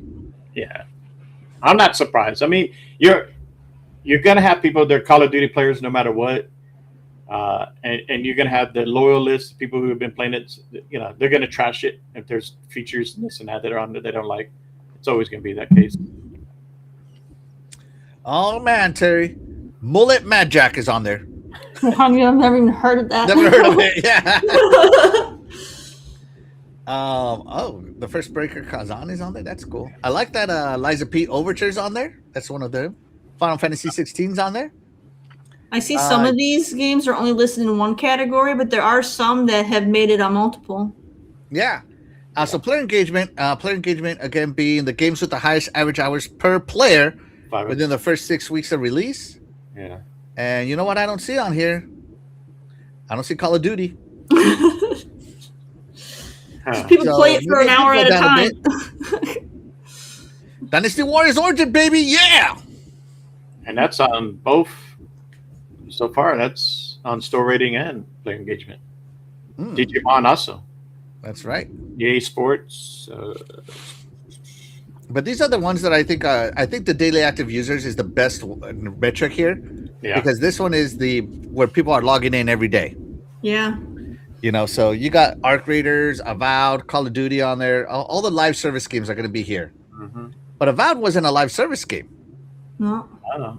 And Right? people, So you got live service, single player, live service, single player esque, live service, single player, live service. Oh, Forza Horizon 5, live service, baby. Live service, live service, live service. I never see. Single player, live service, live service, live service, live service, live service. Single player, live service. So this metric, if you're a single player game and you made it onto this category, you're doing something right. Yeah. And I saw Rocket League was still on the list, so that's good that game's still going, because I don't hear people talking about Rocket League. 'Cause that thing was like the most talked about game for a long time. Yeah. My nephew plays rocket cars, soccer cars. Yeah, that's on there. Yeah, that's what I'm saying. I'm surprised it's on there, because you don't hear people talk about it anymore. No. But I guess they are still updating it. Mm-hmm. And then you have the best-selling games. This is where Team Blue likes to focus on sales. Yeah. Not active users. No. Sales. Yeah, we sold 2 million, but only 100,000 are played. So talk about sales. Terry's Assassin's Creed Shadows on there. I saw that. Yeah, they did sell very well. It was the most sold Assassin's Creed game. So I'm guilty of buying Assassin's Creed Shadows. It beat Odyssey, because Odyssey had the record for a good bit. Mm-hmm. I'm guilty of Assassin's Creed Shadow buyer right here. Haven't played it, but I'm guilty of buying it. Of course, the amazing Arc Raiders is on there. That is the new hotness that everybody's trying to beat right now, or mimic. Let's see, lots of live service games. Elden Ring, baby. Some people want to get good, Terry. Get good. Of course, my go-to game, my game of the year last year, the game that I spent 300 hours on last year, Helldivers 2. In 3 months, in 3 or 4 months, I put 300 hours in that game. So yeah, and it's good to see that there too, because that was on PlayStation PC, right? Came over. That's right. It's good talk about it. Players' engagement on Xbox. Yeah. Hey, you know what? I'm all for great games, and take my money. I don't care where you come from. Take my money. And they just took my money. I bought I spent some money on DLC not too long ago on it. I think in total I've maybe spent $60 or $70 on Helldivers 2 from base game and DLCs. Hollow Knight. Yeah, that's right. Hollow Knight, Terry. The game of the year contender. This is the game that caused GTA 6 to delay. That's right. Both of these had the same launch window, and one moved and one didn't. That's all I got to say.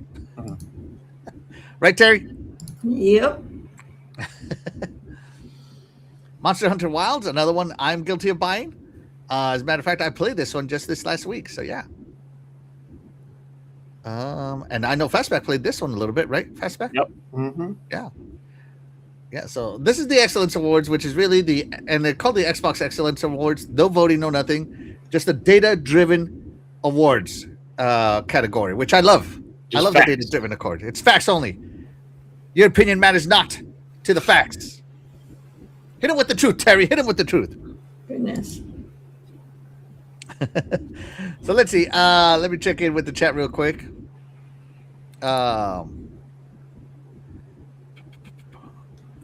I don't see any achievements listed for Diablo 2 on Xbox PC. Oh, really? Huh. I wonder if achievements are listed on Diablo. I'll have to go to True Achievements and see if it's listed, if they have anything listed. Let's see.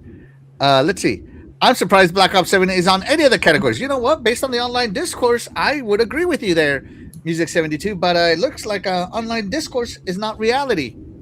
People are still playing it, and Call of Duty is supporting the heck out of it. Mm-hmm. They're trying to listen to people's feedback. They're trying to do what they can. I'm not a Call of Duty player anymore, so it doesn't matter to me. But as long as the studio is listening and trying to improve things, because they do have the money, they have the back end to do it, compared to Battlefield 6, which I'm kind of hearing things. People are not happy with the last DLC for 6 or something like that. Like it wasn't enough. Welcome to the live service reality. Yeah. You make some people happy, you piss off others, right? Mm-hmm. That's when you just got to decide who's your game, who's your audience. Yeah. Yeah. Yeah. So yeah, that one is on there. Black Ops 7. I like the zombies mode personally. That's my go-to mode. But Black Ops is fast. Holy crap, man! You got to be fast in that game. I can see this game being one of those daily games to get good because it moves fast. It's a very fast game. Yeah.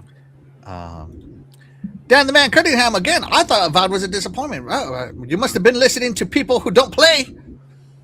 I didn't like Avowed. Oh, Jesus, you must be listening to Terry. Sorry.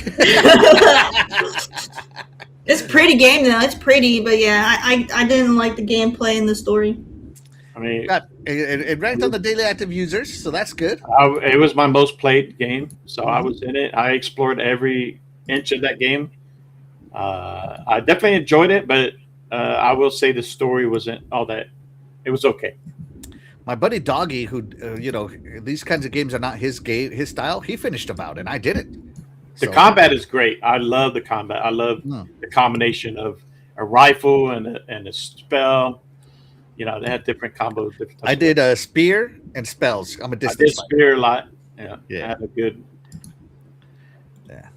They all appeared in a show in some way or another. I don't know, man. I didn't know anything about Dream Core or like Bullet Mudjack, Minami Lane. I have no idea what the hell that is. Yeah. Poppy Playtime Chapter 4. What the hell is that? I feel like this is the if you have a name, a game that starts with these letters, you might not be known. Just saying, man. Let's see. Trail Walker says Avowed just shows that you can't use Steam charts to show how successful the game is. Hard facts, Trail Walker. Hard facts. Yeah, and people, that's all they use because I guess Steam charts is out there, right? It's available. It's easy to see the metrics, but that's not the only place. So. Yeah, Steam doesn't hide any of the metrics, which is really it's the Steam charts is the only one you can use. Yeah, it doesn't mean it's the only one that matters. It's just the only one that's accessible to the public, right? Crazy Simmons Gaming TV says I need someone to play Helldivers 2 with. Add me on Xbox Live, man. Axel 1324, just how you see it right here. Add me, we'll play. Doggy Dog says on Diablo 4, no achievements equals no play. Music says Avowed is a solid 7. Dan the Man says I liked Avowed. Doggy Dog says I loved Avowed. Wow. Oh, he went up to you, Dan the Man. Dan the Man. Oh, I liked Avowed. Oh yeah. Well, I loved it. Shout out to you guys. You guys are awesome. Music 72. All right. Let's see. They love getting that achievement dopamine hit. Yeah. Yeah. Absolutely. So there you go. This is the Xbox. What are these called? Excellence Awards. This is the second year about it. I didn't hear about it last year. So. I don't remember hearing it last year. What was last year's? Hopefully they do it again this year. What was last year's? I'm so curious. Yeah. Balatro. Store rating. I see that one. Yeah. All right, hold on. Let's go to the daily active users here. Apex Legend, Black Ops 6, Dead Island 2, Diablo Vessel of Hatred. Yeah, I'm guilty. Sports College again. Here you go, Indiana Jones. Yeah. Nice. Okay. So out of the active users, that mean you were playing a lot. Which one? Power World. Power World. Yeah, we did play Power World quite a bit. Yeah, you got lots of good games on here, friend. I like this. I like this list. I like the Excellence Awards. Yeah. Hopefully they keep doing it. I like that. Yeah, I hope so too. I like it. I like it, Terry. I like it a lot. All right, Terry. It is February. It is the month of love. And you know who's showing you some love, Terry? Who's that? Indie Selects is there showing you some love. Woo! Oh, I thought you were going to say Halo. I mean, that's always showing you love. Terry, you rated to She's playing hard to get with Halo. Look at Terry on nervous laugh. You see, she's playing hard to get. Mm-mm. All right, so as always, so they put some games here that they're crushing on, quote unquote, right? And the first game that they're crushing on is Thank Goodness You're Here. I have no idea what this game is about. So let's watch the trailer while I read some of the descriptions here. You're a salesman a traveling salesman, and take the time to explore and meet locals who are very eager to give him a series of incredibly odd jobs. Thank goodness you're here is a comedy slap-former, which unfolds over time as the player's exploration and antics leave their mark on the strange town of Barnsworth. With each completed job, new areas of the town open up, stranger and stranger tasks become available, and the clock ticks towards our salesman's big meeting. So there you go. You are a salesman. You are basically the music man. In this one. Terry, does this sound like something you want to play? I mean, if it's a comedy, it sounds intriguing. It's a slap former. Instead of a platformer, it's a slap former. I don't think I was going to say maybe my daughter, but I said nope. I saw that one scene. We're in the hot tub, like nope. See, I must have missed it while I was reading. Well, I saw that. Hold on, I was like, no. There was a lot of innuendos in this game. Some stimulation. This one? Nope, a little bit more. Right there. Right there. Right there. All right, hold on. Let me go back a little. Oh, hold on. It comes back. Hold on. It's coming. It comes back to it. Hold on. All right, hold on. Okay. Wait for it to come back.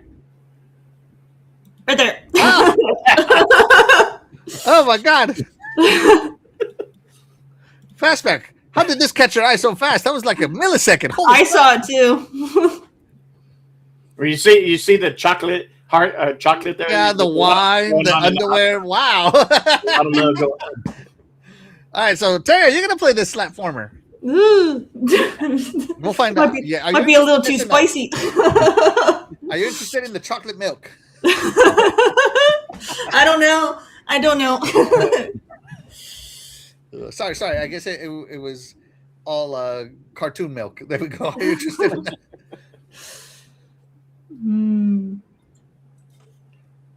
For me, on this kind of game, I'd have to wait for it to come to Game Pass. Yeah, I'm not saying that I wouldn't care. I have too many reservations to go all in on this one. Yeah, that's my personal opinion, right? So yeah, all right. So that is Thank Goodness You're Here. Okay. Up next is a game called. All right. So Thank Goodness You're Here is available for $19.99. Terry, you can get your hot tub on for $19.99. Goodness. Up next is Pathologic 3. It's an award-winning story, Terry. So this is a story game. Oh my God, go away. Pop-ups. And I gotta mute this. There we go. All right, so Pathologic 3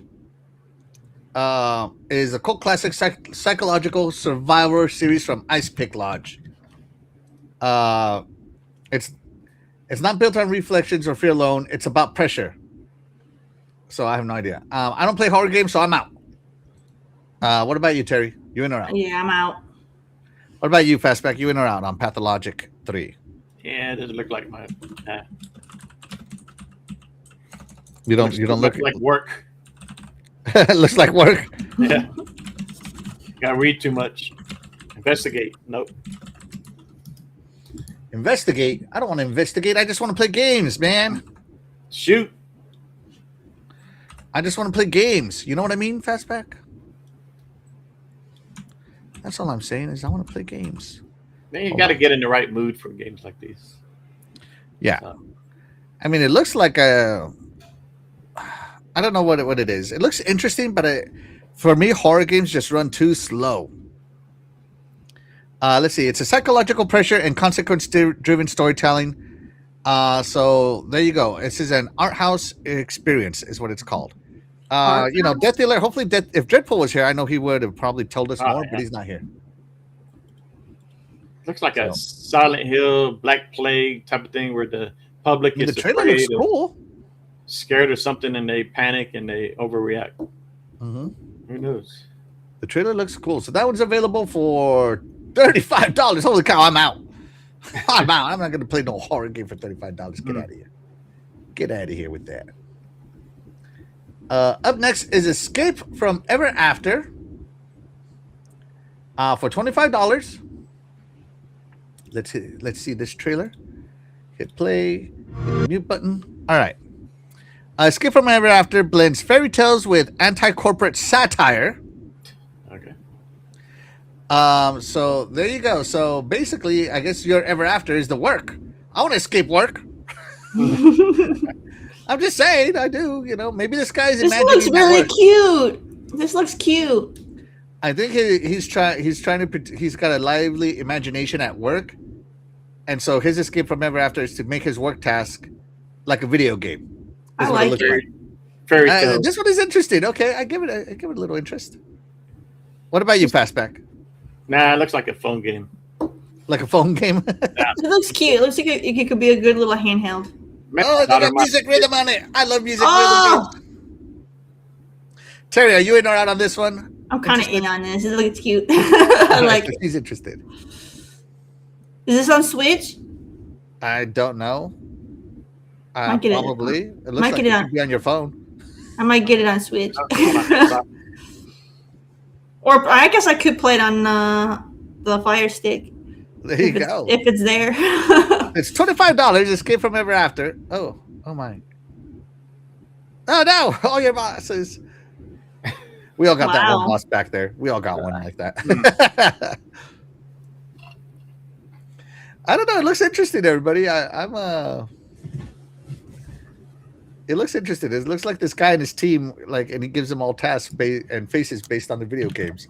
I might actually do this in real life.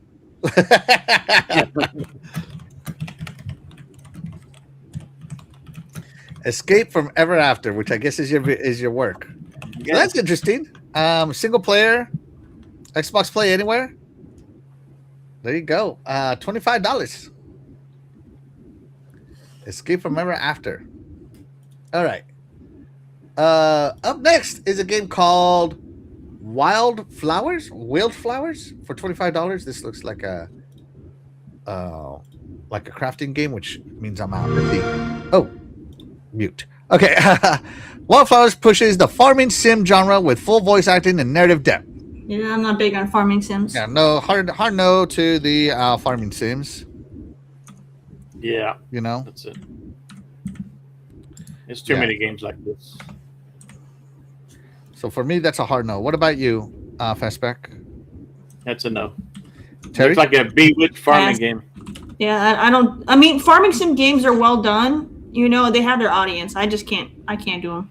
Yeah, it's just not me. I used to play farming whatever on Facebook. Like I can get really into them at first, but then I kind of get bored after a little bit. Don't care for the style. Dave Reezy says, anytime Terry's all in, it's good. Yeah, there you go. Wildflowers hard pass. $25. No. And then we have up next is Loan Shark. It looks creepy, man. What the heck is with that fish? Let's take a look at this one. It looks creepy. Is he on a cutting board? I think that poor fish is on a cutting board. Yeah, it looks like it. So Loan Shark is a minimalist horror game. Was that it? There we go. All right. I'm having trouble visualizing here what I'm looking at. You're on a boat? You're on a boat. You're on a boat. Boats. Fishing boat. I guess it's a horror game if you're the You fish. play as a sad sack fisherman who owes a lot of money to a loan shark just waiting onshore to do serious damage to you and your loved ones if you don't meet the payment deadline. Fish To with make a an dent eyeball? in the seemingly impossible debt ceiling, you just have to keep your fishing like your life depends on it, because it does. Because this is a Barracuda. horror fishing game. So there you go. You got to pay off your debt or join the fishes, man. You You don't have to play. either hunt the fishes or you join the fishes. He's getting a freshwater fish out of the ocean. Okay, this is the kind of horror game I'd be into. Just being honest. Low Truck looks cool. I might actually play this one. Okay, $25. Okay. Oh, $5. $5. I'm in. $5, I'm in. Okay, $5.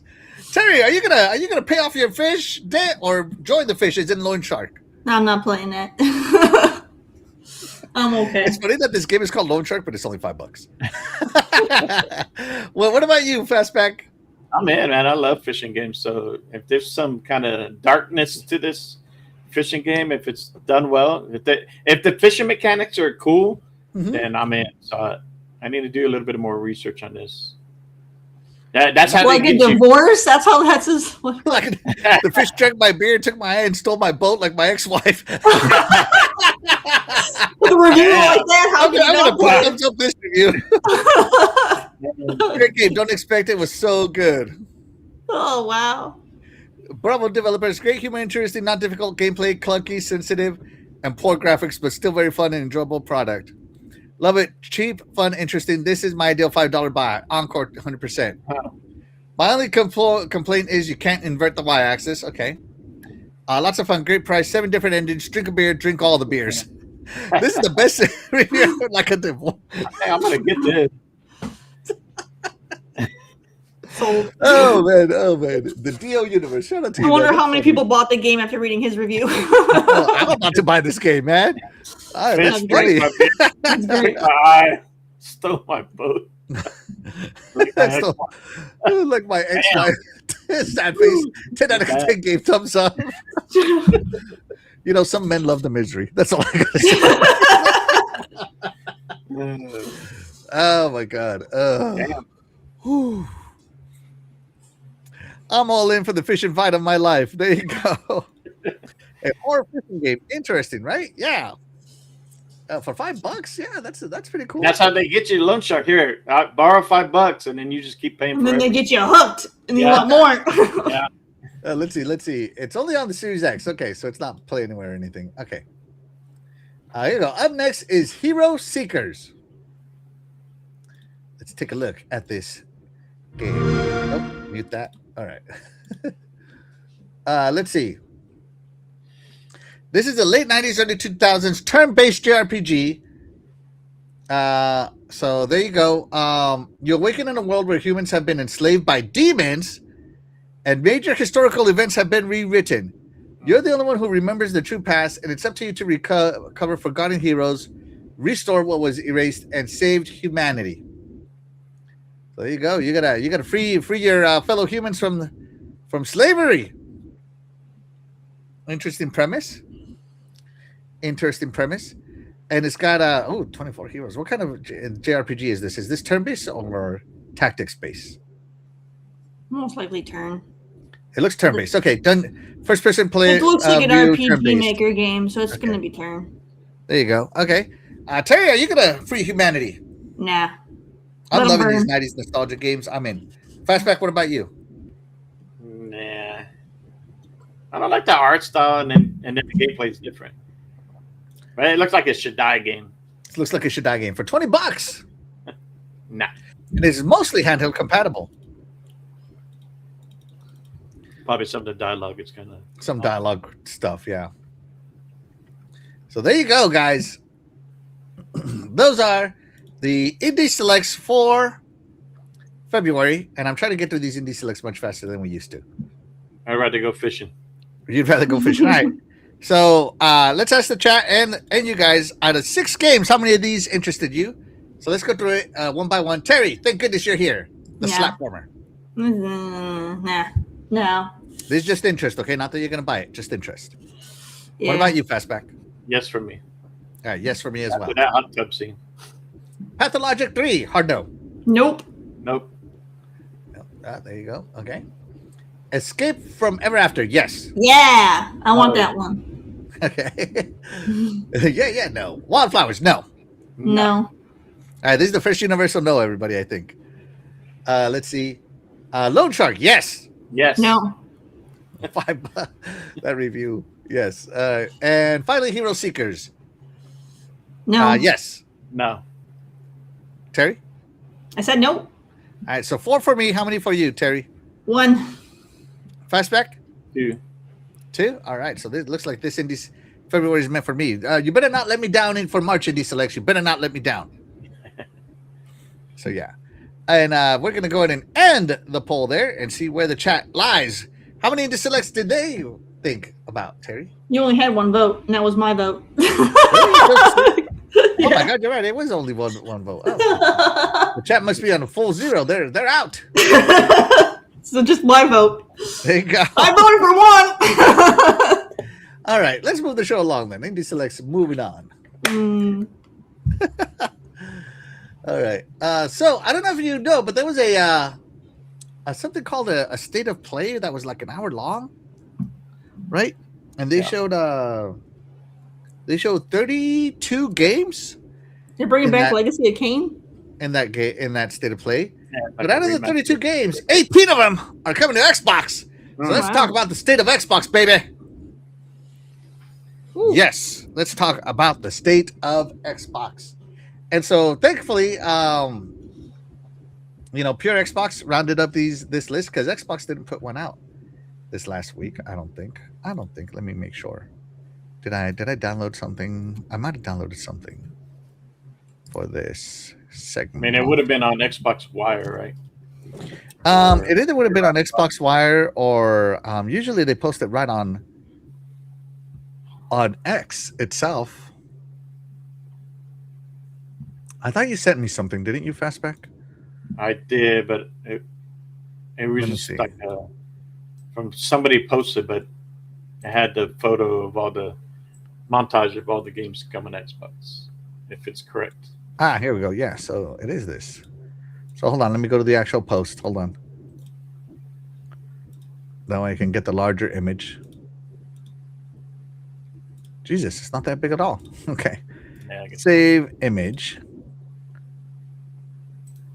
And yeah, let's see what is this. Okay, here we go. So, all right, sorry. So here's all the games that were announced and coming to Xbox. Sorry for the blurriness. It was a small image that I'm downloading. So let's go through these games and see which ones are interesting to you and to you, the chat. And yeah, it looks like a lot of the PlayStation games are no longer exclusive to PlayStation. A lot of them seem to be PC as well. What happened there? It's almost like they're following the leader there, right? Right, Fastback? Yeah. Gotta make money. Yeah. Gotta make that money. So let's talk about these one at a time. So up first was Legacy of Kain Defiance Remastered and Legacy of Kain Ascendance. So these two games were shown, right? So, yeah, good. It's muted.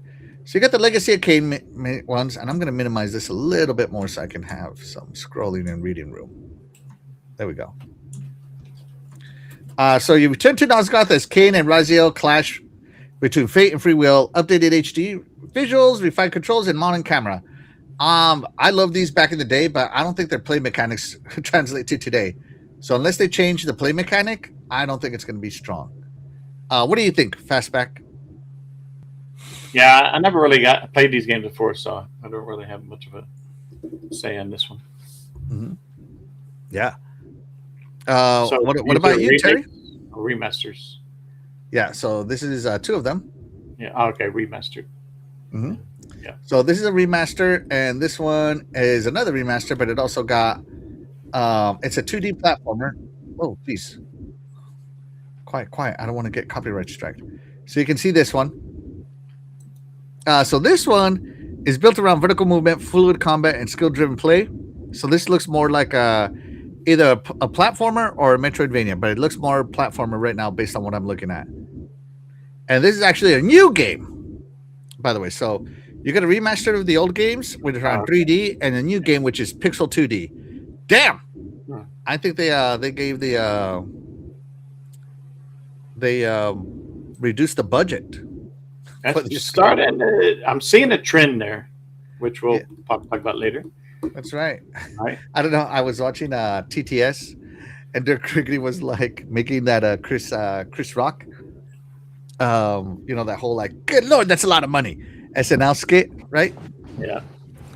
And on that one, he was like, oh, how much for a AAA game? Oh, that's gonna be $5 million. Good Lord, that's a lot of money. What about a AA game? Oh, that'd be $3 million. Oh, how about a 1A game? A single A game? Yes. And they're like $500,000. Oh God, what about a half A game? Keep going down. Yeah, and it keeps going down and down and down, and that's what they're getting. It's pretty funny. Huh. It looks like that's what's happening because the remaster, no offense, this one shows to have more effort than this one. Not to say I'm against these kind of games. I'm just saying that when I would hate to play Pixel Halo. I don't know. When you say that, you might actually love it. Okay, you be quiet over there, Terry. I want first-person shooter Halo. If it's gonna be Master Chief, I want full Halo. First-person Pixel Halo. Now, if you do like the stupid Sarah Palmer games, okay, Pixel Halo's fine with Sarah Palmer, but not with the Chief. And that's what they're trying to do is see what kind of response they get from the Legacy of Kain remaster, and then this one, and then if it does well, maybe they will do a full, all new Legacy of Kain game. Yeah, it could be a sorry, you basically mentioned it. It could be like testing the waters, to gauge an interest. Yeah, that's what it looks like. Yeah, it looks like they're gauging interest. So we'll see what that could be. So yeah, so Legacy of Kain, Dead or Alive 6 last round. Now I bought Dead or Alive 6 day one, and I played it till I got tired of it. And matter of fact, I played it with my brother and my cousin like last year. But I love the Dead or Alive series because it has the best use of the physics engine that I've ever seen. Right, Terry? Right. And I like it. I think it's a cool fighting game. As I am a huge fan of Tecmo games. Physics. Yeah. And I think, Jan Lee is my go-to character. It's funny. All the girls are there, but I like playing as Jan Lee, the guy. Because he reminds me of Bruce Lee, right? And I'm a huge Bruce Lee fan, so I like that one too. Is it because these women are too well covered up? What? No, Bruce Lee. That guy. Well, that was not covered up. It was some jiggle physics. Yeah, I like to hear how even when he moves the camera, the physics are taking place. Love it. Yeah. So this is basically Dead or Alive 6 Ultimate Edition is basically, if you remember the OG one, so the Ultimate Editions have been replaced with last round editions, which includes all the DLCs and everything. So, and by the way, some of those DLCs, when they come out, are $100 for just costumes. That's insane. For just costumes. Yeah, here's my character up here, Jan Lee. That's who I play. If you see me load up Jan Lee, you know it's over. It's over. I'm about to take you to school. I was not a fan of the story this time, though, because this new guy that no one's ever heard of won the tournament. That's some BS. How does a new guy win the tournament? Because nobody knows him. Yeah, Surprise. A rookie win the Dead or Alive tournament, the 6th one? No way. Why are men in this tournament? That's what I want to know. Why are men in this tournament? Oh. Because, man, they're there to experience the physics as well. Everybody gets their physics. That's right. So, yeah. Hold on 1 second.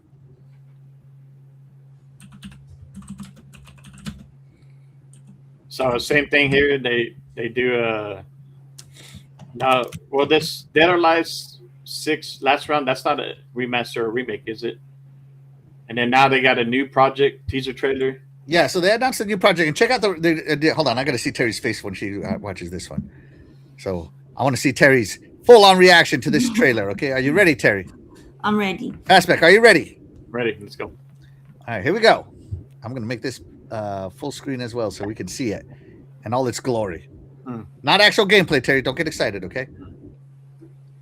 All right. Really. Are you watching, Terry? Are you watching? Yeah, it's a Ninja Gaiden guy.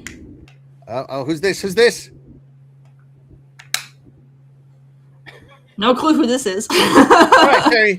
Are you ready for the question of the day? What color was her lipstick? Red. What color was her lipstick? That's what Doggy Dog said. I didn't look at her lipstick. I didn't see no color. Terry, her eyes are up here. Okay. Look, I didn't look at her lipstick, but it's the most cliche color you could pick would be red, so I gotta be right. Was it red? Right, let's see if Terry was right. I wasn't looking. Look, it's gonna be red because that's just the iconic color. It was peach. Here we go. Here we go. Are you ready? Are you ready? Hold on. Gotta go Come slow on, motion be. Oh, dang. here. Does that look like red lipstick to you, Terry? I told you I didn't look. I just said color. What were you looking at if you weren't looking at her lips, Terry? The goods.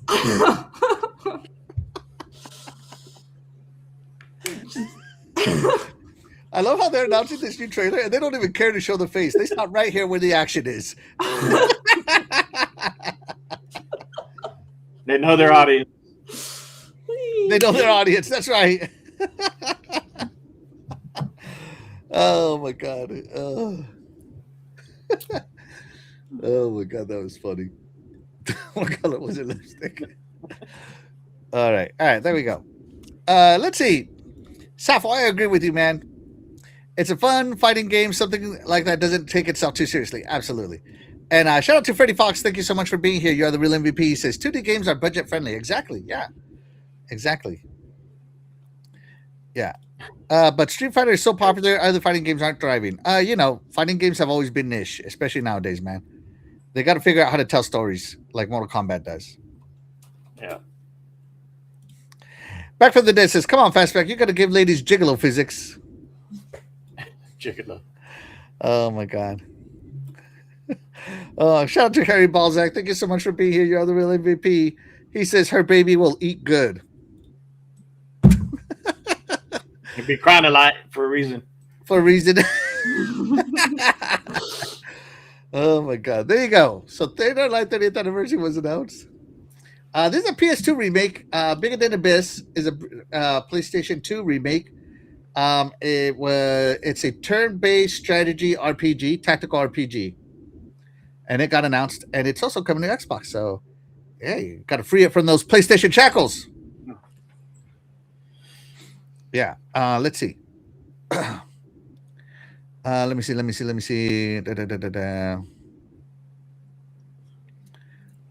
Which one? All right, here we go. I like this one. All right. So yeah. So this one is coming over, and it is pretty good. And I don't know. It looks cool, but I'm not into it. I'm out. Yeah. If you guys want to say anything, feel free to say anything about any games you see, okay? I don't want to keep asking. No for me. Control Resonate gameplay revealed. Now, this game had a heck of a trailer. It looked cool. This trailer did look cool. It looked cool, but I haven't played any controls. I didn't play the OG Control. Am I missing out if anybody has played it? I personally didn't like Control at all. I've heard some people like it, but it does look crazy. Yeah. Yeah. So yeah. It is so yeah, that is I don't know, it looks crazy. That's all I gotta say. I know one of my friends is a super fan of these kinds of games, but I just haven't. You haven't played this one, Terry? Or Controls? I played the first Control and I hated it, so no. Really? Yeah. Like the story or just like gameplay? Like everything. The game just didn't make any sense. Yeah, that's really. Yeah, that's what I heard. Some people like, man, it looks cool, but what am I doing? Like, yeah, it makes no sense. It makes no sense. Like yep. One of those game or movies where they're just way out there. Like, what? Okay. Yeah, I don't know. I never really. This is supposed to be in the same universe as their other games. Yeah, as Alan Wake and stuff. So I'm not sure how it ties in, but I think Quantum Break. Yeah, Quantum Break, yeah. So I mean, I did enjoy Quantum Break. Quantum Break made sense. This game Control makes no sense. That's the difference. Yeah, I don't know. I mean, I guess I got to see more and see what's going on. I mean, I think the gameplay looked very interesting, very cool. I just don't know about it because, yeah, it's interesting. That's all I got to say. I might check it out, but I don't know right now. I'm still undecided. I might play the OG Control before I pick this one up because it looks cool. At least the combat looks hack and slash, which I love. Yeah. Yeah. It's a different character. And by the way, guys, this was, if you watch the PlayStation State of Play, let me know what you think of it. Because, Xbox has the Games Showcase and the Developer Direct, whereas PlayStation kind of combines both of those into their State of Plays. they did. Just Yeah. let us know which showcase you think is better. Love to hear what you guys have to say. Let's see. Let's see. I haven't played Control either. Says Dayreeza. Yeah. Let's see. Man, I wish I knew how to code. I would make a game of Pam Bondi. Oh my gosh, getting political here. Yeah, let's not get political here, guys. We're about video games. Let's see. I'm gonna have to start reading these before I put them on. Up next was Crimson Moon, which is it looks like a co-op hack and slash, which looks good, right? You take the form of a Nephilim, a half angel, half human, and you're basically trying to kill demons, which is kind of cool, right? So it reminded me a lot of the game. When I saw this gameplay style, it reminded me a lot of those games. Oh Jesus, I forgot the name of the game. The one where you play one of the 4 archangels. All right. Oh, I know what you mean. I love those games. No, I can't even think of it either. I know what you're talking about. I know what you're talking about. I can't think of the game either, but yeah, you know, where you play as death in one of them, or the 4 horsemen, not the 4 archangels, one of the 4 horsemen of the apocalypse. I know what you mean. Yeah. And so Darksiders, thank you, Darksiders, yes, thank you, chat. Yeah, so this reminded me a lot of Darksiders, and it looks to be co-op, which is even cooler. As I do love my PvE co-op adventures, and it looks like you can summon your inner Nephilim and get some powers. So I don't know. This game looked really cool to me. I'm very interested in this game. Did you watch this one, Fastback? I did. It does look cool, and I thought somebody said that this is from the same people that did God of War, Lords of War, Lord something. Oh, Lords of the Fallen or whatever. I believe so. Yeah. Yeah. Okay. Yeah, and it did. If you watch the trailer, it's very metal. Like the music is very metal as well. Okay, sign me up. Which that game did all right? But it kind of started off a little rough. Yeah. So maybe they learned from that and put this together. Definitely. Darksiders, yes, Dan the Man and Back from the Dead. Thank you so much. That is what we were talking about, Darksiders. So it reminded me of that. Of course, they showed more Beast of Reincarnation. I'm just going to skip it as we covered that last time. I can tell you right now, this trailer was not as good as the developer direct. I'm more hyped. I got more hyped from the developer direct than this trailer. So I'm not going to show it, but I'm still playing this one. Game Pass Day 1. The Rayman is out now, the 30th anniversary. So they basically released every version of the original Rayman that was published into one collection from Ubisoft. The one complaint I'm hearing online of people is that they completely redid the music to not be the original music. Which some people are saying is a bunch of baloney. It might have been a licensing thing. Could have been. So yeah, you get to play Rayman across. Sorry, they said the editions here. Let me rewind a little bit. So you get to play the PlayStation version, the / Saturn version, right? The 3DO version, the Game Boy version. Yeah, so you got the PlayStation Jaguar, the DOS, the Game Boy Color, and the Game Boy Advance version. Right? So you get to play 5 versions of Rayman, so you can experience it how it launched. So, and it does have a rewind function on it, because if you played the first Rayman, you know it was hard as hell. Very hard. Like, if you tell me you loved Rayman and don't like Dark Souls, you're lying to me. I believe what you're saying. Goodness. See, so it adds the rewind function, so you can do it faster and not have to restart the level over and over again. So they did consider that difficulty curve that the Raymans were known for. Yeah, they kind of need to, because gamers today, they're not built like you know, us 90s gamers. So they can't. They wouldn't be able to handle it. Stop the show, Terry. We got a $2 super chat, or $2 Canadian super chat. All right, Dan G. Johnson coming in hot with the inflated Canadian money. How's it going, dude? All right, he says, "Happy Sunday." Happy Sunday. Thank you so much for being here, Dan G. Johnson. You are the real MVP, and with your $2, you are now the super MVP. Appreciate you, buddy. Appreciate you. Let me go ahead and give this a heart. There you go. All right, let's see. Taylor Parker's in the chat as well. Thank you so much for being here. You're the real MVP. He says, "Hi, my beautiful people. Hello to you as well, my beautiful chat person." Yes. So I don't know. I never played the OG Rayman. and I'm still not interested in the OG Rayman. I like my Rayman Legends. I'll stick there. What about Fastback? What about you? Did you play the OG one? I never really got into the Rayman, so Mm-mm. can't really get all caught up hyped for this. But there are people who do, who have. So Okay. This is one of those franchises. When it comes to Ubisoft, it's one of those franchises that people have been asking for them to make another one. So this might be them testing the waters to see how many people buy it, to see if it's worth making another new one. yeah, I'm not going to talk too much about this one. Mina the Hollower that has been delayed several times. Is that a mouse? Now has a release date. This is from the same people that made Shovel Knight. So the pedigree is there. Shovel Knight is a fun game. So Mina the Hollower is in there. I'm still not interested in this game. I'm sorry, Idley. I'm just not. You don't want to play as a mouse? I don't want to play destroying giant monsters? I don't want to play my Nintendo in 4K. Okay. yeah, kind of weird. I don't know. It's just I don't know. For some reason, this is just not attracting me. So Yeah. I'm not going to spend. Why a mouse? So why do they choose a mouse? Yeah, but it is coming in spring 2026. It got a release window, not a release date. So yeah, Neva. I don't know if you guys have played Neva.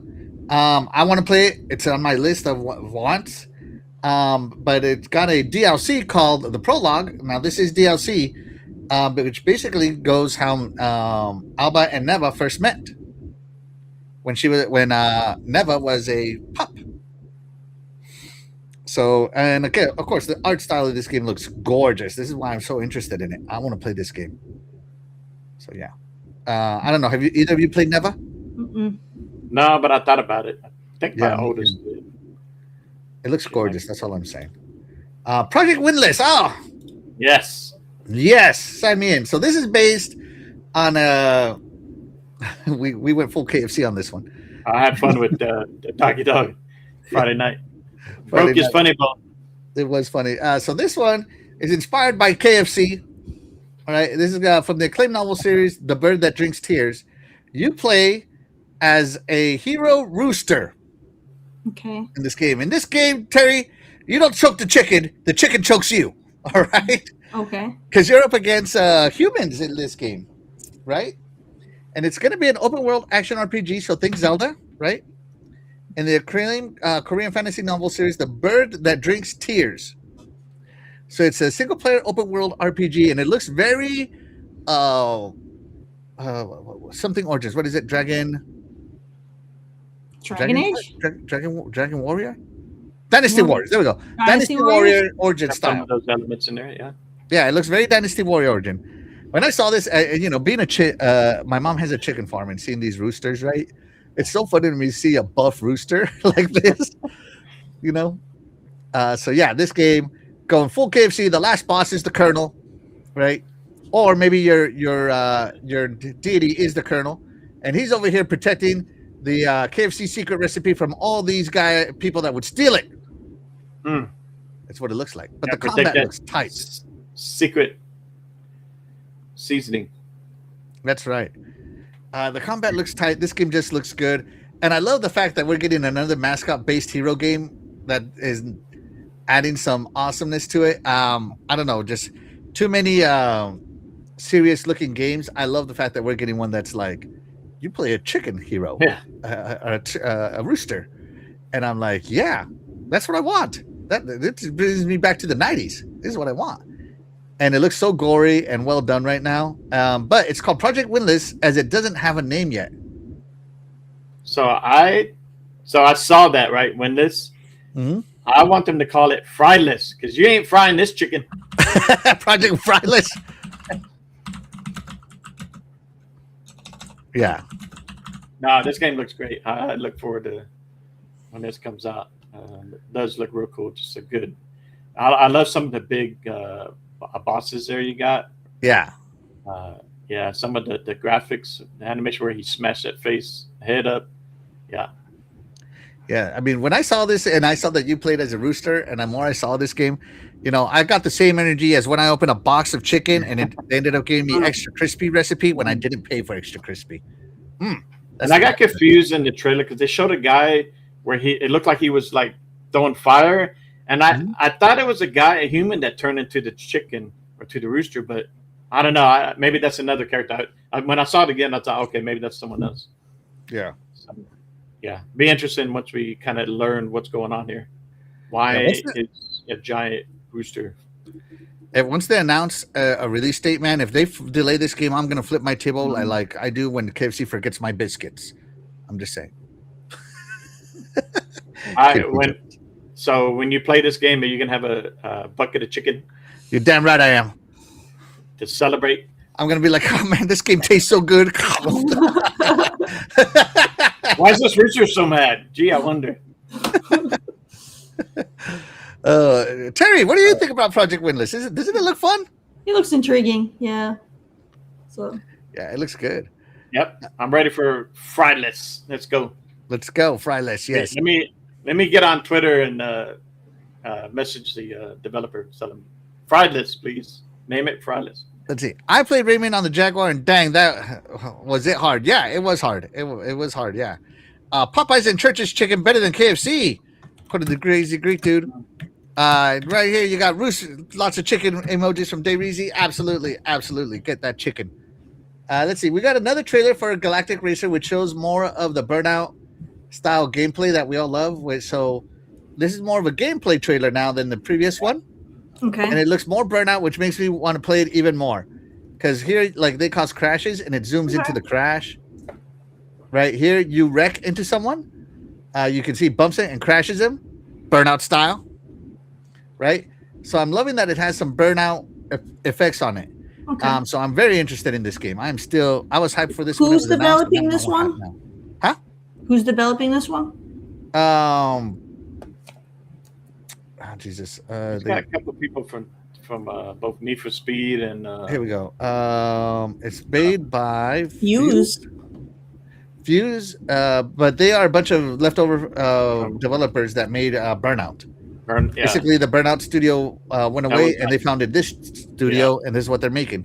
Okay. That EA disbanded. I'm all for it because the other racing one that Star Wars had from way back in the day was so fun. Yeah, it was. Yeah. Mm-hmm. That's what I want. I love it. And if Dreadpool was here, he would 100% get this game because he loves wrecking people.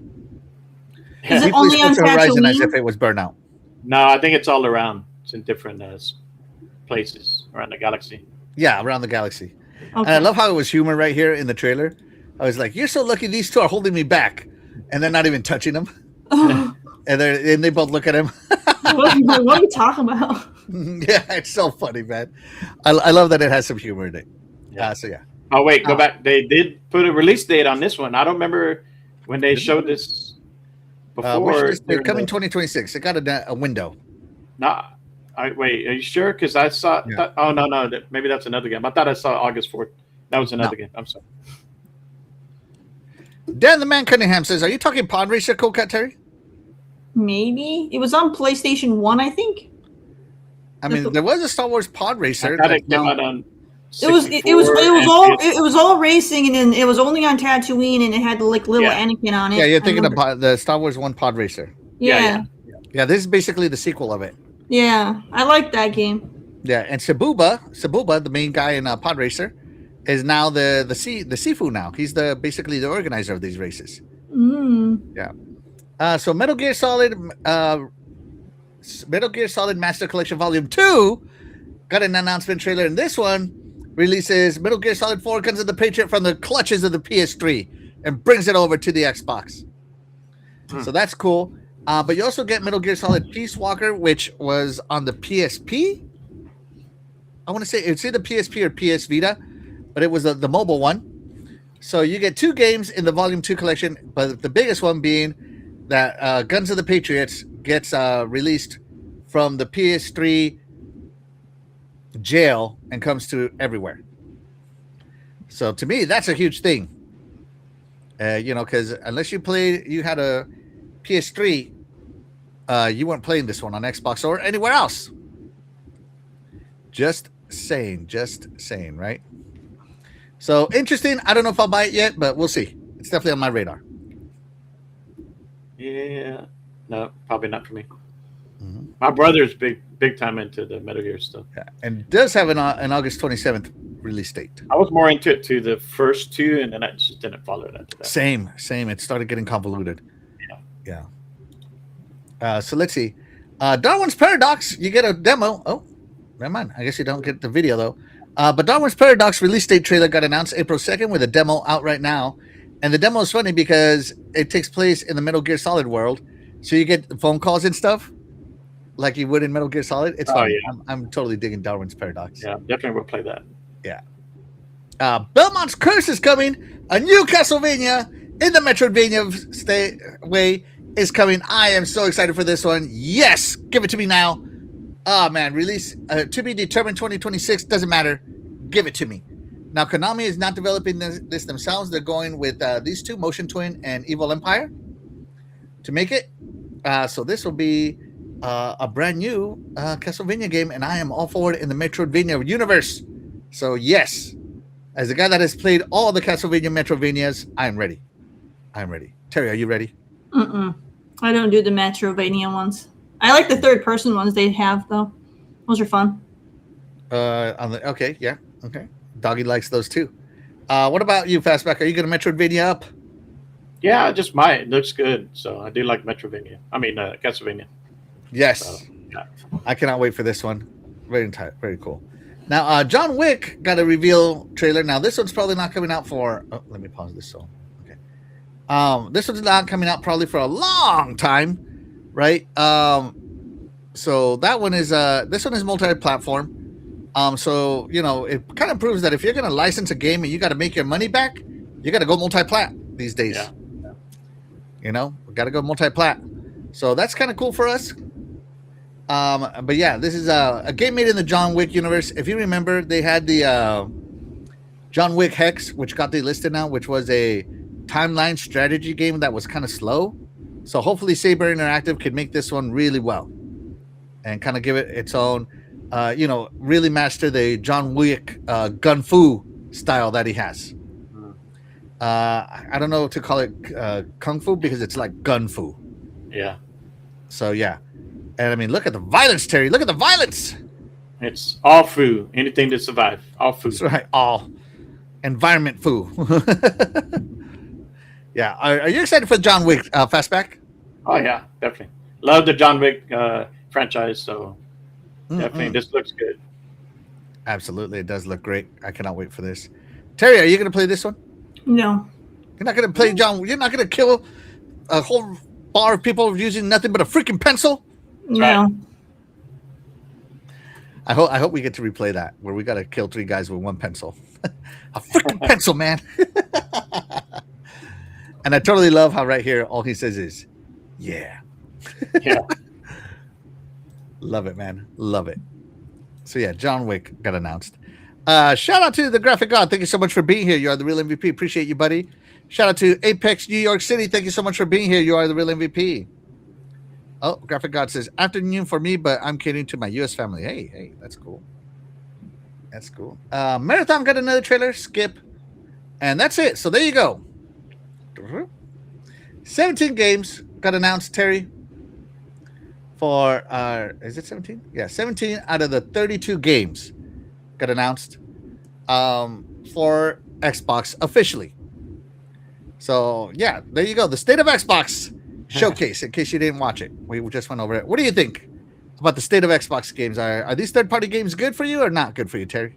I mean, for me, it was a lot of stuff that I'm not going to play, so it wasn't really appealing to me. But, I mean, it had a good variety of stuff, so there should be enough stuff for everybody. All right. What about you, Fastback? Did this State of Play do it for you? State of Xbox? Yeah. I mean, there were several games there that I'm excited for, so. Same. Especially the chicken game. I don't know why. That was a nice surprise. Yeah. That was that and I swear to God, if Sony Money hats that game, I'm gonna be so pissed. Well, hopefully it comes to PC and then we can play it on the rug. But yeah, it's funny. Even though some games didn't get announced for the Xbox console, the majority of games got announced for the PC. Yeah. So that was kind of cool. So yeah, good point there, Fastback. Good point. I thought also so earlier today I watched the State of Play. I thought overall it was pretty good. Like you were saying earlier, they do a kind of a combination of their showcase plus developer direct. So, some of the games when they came on, they have developers come on and say a little bit to their games. But I think overall it was a good show. I don't have a PlayStation, but I do like that majority of these games are coming to Xbox or PC. So Absolutely. I do have a PlayStation and I use it for exclusives only. But yeah, if it wasn't for exclusives, I'd only game on my Xbox. I think the two major exclusives, I think one kind of looked cool was Ghost of Yotei Legends. I think it was like a co-op type. I guess it looked decent, and I think I saw a lot of people talking about the God of War. Sons of Sparta. I don't have a problem with 2D games if they look good. So people were comparing them to other 2D games, and they felt like it didn't have the quality there. God of War has always been about its art style, and I can see them complaining that. So I could see that. I guess we'll have to wait till it comes out to kind of see how it plays out. But it already came out. Oh, it's already out. Yeah, it was a shadow drop. The leader, give us some shadow drops. Well, it does make you wonder. It's like they didn't show Wolverine. They didn't show the game from that's making the Galactic something, the one from Naughty Dog, the new one, the something Galactic. They did say that this is a third-party game. Did they officially announce that? Oh, okay. Yeah, they didn't say anything. They basically announced it as a third-party partner preview. I don't know if they used those words, but you know what I'm getting at. They basically said you're not going to get a first-party games. Maybe they said something about Wolverine later on, or something like that. But yeah, okay. I get it. As long as that's what they established ahead, they did. They did. No. Yeah. And yeah, Pragmata was on there. So some games that weren't shown on here: Pragmata, Resident Evil. So 1, 2, 3, 4, 5, 6. 1, 2, 3, 4, 5 by 4. That's 20 games plus. Oh yeah, Rev Noir was also announced. The Pragmata and Resident Evil. So that adds another. Hold on. 18, 19, 20. Marathon to be on Xbox. 21. So 21 out of 32 games. So we're only missing on 11-ish games that are in question right now. Yeah. Piece of Reincarnation, we already know about that. Yeah. Upload 7, same thing. They showed more gameplay on that. Yeah. I think this looks. I think it was. I don't think it was a bad state of play, me personally, as it was mostly third party. So my hype level was for third party, not so much for anything first party. But it's funny, a lot of so even though we're missing 10 or 11 games, half of those games or more than half of those games are PlayStation exclusives. So it just goes to show you that the third party exclusivity is dwindling, which is great for us, right? Which is great for us. But yeah, so which platform? So we asked the chat, which platform feels more future ready based on recent showcases? We obviously that's what we asked them. How do you feel, Terry? Which platform do you think, based on showcases, is giving you more hype to own that platform? Xbox. What about you, Fastback? Yeah, for me, Xbox. I'm all invested in Xbox, so what I'm seeing with the future of Xbox. Absolutely. And we asked the chat the same question. How do they feel, Terry? All right. Which platform feels more future ready based on recent showcases? 88% said Xbox is setting the pace. 12% both feel ready for the jump, and nobody said PlayStation looks locked in. There you go. Well, I think a big part of that is that they really haven't been showing their first party stuff. The majority of their studios we really haven't seen much from, right? Well, I don't know. I'm not going to say that PlayStation doesn't have good games. That would be a lie. No, I'm not saying that either. But compared to PS4, what they did with PS4 and the end of PS3, they had quite a few games that came out from their studios. Mm-hmm. And we're not seeing that kind of coming to PS5. And then they came out with the PS5 Pro, but they're not showing their big hitters to go along with that, right? Right. which they would have done that in the past. You know, it's a different regime. So, like you were saying, a lot of their games, they're not. I think they already kind of revealed that they're not going to spend a lot of money. They're going to take their time, maybe 1 or 2 games a year. They're not going to spend the money like they did before. So, and that's what they're doing. So, but I mean, if they're still selling plenty of hardware, and so they don't feel like they're hurting because they're not coming out with several games from their first party studios a year, then I guess they're fine with it. I guess. So whatever works for them, But I don't know. Whatever. I don't know. To me, I'm starting to get this whole. I want to play my games on everything, and Xbox is just doing that way better, way better. Not a little better, way better. So I'm starting to see the Xbox vision a little bit. Not a lot, just a little bit, at least on the devices I have. All right, so there we go. Shout out to 108 Dragons TV. Thank you so much for being here. You are the real MVP. Be sure to catch Lemon's show every Saturday, everybody. What's up, Lemon? What's up, Lemon? Yes. And Terry has something she wants to share with us. Ka-chow! Terry, talk to us. Yeah, so I just recently, I saw this post. A couple different places had posted about this. PC Mag was the one I grabbed, but Kotaku and GameSpot had also spoke about it. But basically, it's hinting towards how Microsoft might be trying to get rid of the paywall for multiplayer, which would be amazing. Which would also make sense with the direction that they're going, with being more PC. That works out because that's the big thing that separates PC gamers from console gamers is console gamers we pay to play with our friends. So yeah, they tried to do that on PC, and PC gamers said, "Screw you." We'll go it that crash and burn. They're like, "No, we're not paying you no subscriptions to play with our buddy."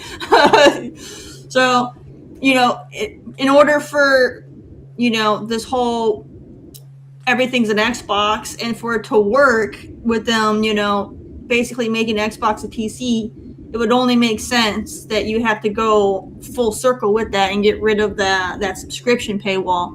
So I'm hoping that takes shape because that will definitely, I think, if the competition, Team Red and Team Blue, because they still, they do the pay services too. If they continue to do the paid service and then Xbox becomes the first console, that isn't doing that anymore, that could really help them too with people wanting to go that route because they'll have Game Pass, and then you won't have to pay for the online. So maybe that they can reshape how much Game Pass is on that if it's not covered. The online aspect isn't included in that anymore. So we'll have to see how they do it. But I think this is a great opportunity for Microsoft to do that because this will definitely turn heads, and that's one of the biggest things people complain about is having to pay to play with their buddy. Yeah. I like how you brought up Team Red and Team Blue, but I think a big reason why this is happening is because Team Black is coming in, and that being Steam. Steam OS hardware now is coming in, and Steam doesn't charge for online play, no, at all, and PC also doesn't charge for it. So if the next Xbox is going to be very PC based with the Steam store, the Epic store, the GOG store, all those other stores, why do we need to pay for online if you want? It wouldn't work because no one's gonna want to pay for online to play a Steam game when they can go play Steam on PC without it. Yeah, or you can buy a Steam Black device. They want to be more Team Green. They want you to buy Team Green devices. Mm-hmm. Yeah, they want you in that green ecosystem too. So. Yeah, and this is one of those rare situations where people say, when people compete, consumers win. So, Fastback, if they get rid of this, are consumers winning? Do you feel like you won? Because coming in. Yeah, no, it makes sense. I mean, Xbox, you hear a lot of people like, I don't like Xbox, they're not exclusive anymore, blah, blah. I'm going PC. Might as well go PC because, I can play their games on there too. Xbox like, okay, here you go, hold my beer. Here's the hybrid Xbox. You could PC everything. Mm-hmm. So and they get rid of this paywall deal, even better. They're not a friendly ecosystem already, so make it even better. Yeah, and I think with OEMs coming in with their own devices, some of those devices could break the $1,000 console price. Oh yeah. I mean, they will. I just know Yeah. somebody's going to sell you like an Xbox Super Duper Ultimate with our custom skin UI on it, right?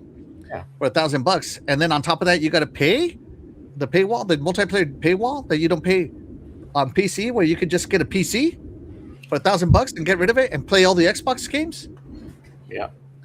I mean, I think that dropping the multiplayer paywall for games like, like Call of Duty and Fortnite and all those other games is the way to go. We've been saying this for a long time. Xbox Live ran its course. It's been around since 2002. The world has evolved since then. Yeah. The game service that we care about now is Game Pass. And I know that they combine Game Pass and Xbox Live into one tier, but I think Game Pass as a solo tier is where it's at now. And the multiplayer should be free, in my opinion. Yeah. And like I said, I really think the big reason of going through this is not only because they're trying to be like PC, but because PC now is trying to be like consoles with SteamOS coming in. So, I mean, they're getting hit. Somebody's basically executing the dream with no paywall, and they're like, well, how are we going to be just as good, if not better, than Team Black, if you will? Right? Yep. That's what I'm calling Steam, is Team Black. Sound good? Everybody agree with Team Sounds Black? good. Yeah. So great point, Terry. Great point. Shout out to Talos Ray. Thank you so much for being here. You are the real MVP. Appreciate you. Hello. Anybody got anything else to say for this? I just want to say this is an older article, but it's kind of cycling again because of the way that things are shaping with Xbox. Yeah. Well, it brings up a good point, Terry. Would you pay more for your Xbox if online was free? Because they could also do that the other way around. They could make you pay the online fee up front. Yeah, I mean, look at how like Game Pass is, where they have the core. Like a lot of people have core just because they have to be able to have that online. Mm-hmm. So it gives them the opportunity to just change things, to make it to where gaming can be more inclusive to everybody instead of being like you have to pay to play. Mm-hmm. Plus, it could be a good marketing ploy too. No multiplayer paywall. I mean, could you imagine that marketing? And then that will force Team Blue and Team Red to follow suit. Yeah. And gamers across the entire spectrum will benefit. So yeah, that's the way I think. So a great article there, Terry. Great article. Thank you so much for that. Fastback, do you have anything you want to talk about before we get out of here? No, it's good. It's a good show, good topics. Really was looking forward to talking these stuff with y'all this morning. So yeah, looking good. All right, guys. So that's gonna do it for us today. But of course, we wouldn't be able to do this show without you guys, the chat, and that's why you guys, the chat, will always be the MVPs on all of the shows here on the Iconic Video Games channel. And with that being said, we are gonna go ahead and get out of here. I'm Maxwell1324. And I'm Cool Cat Terry. I'm Fastback 6768. And we'll catch you guys next week. Bye, everybody. Bye.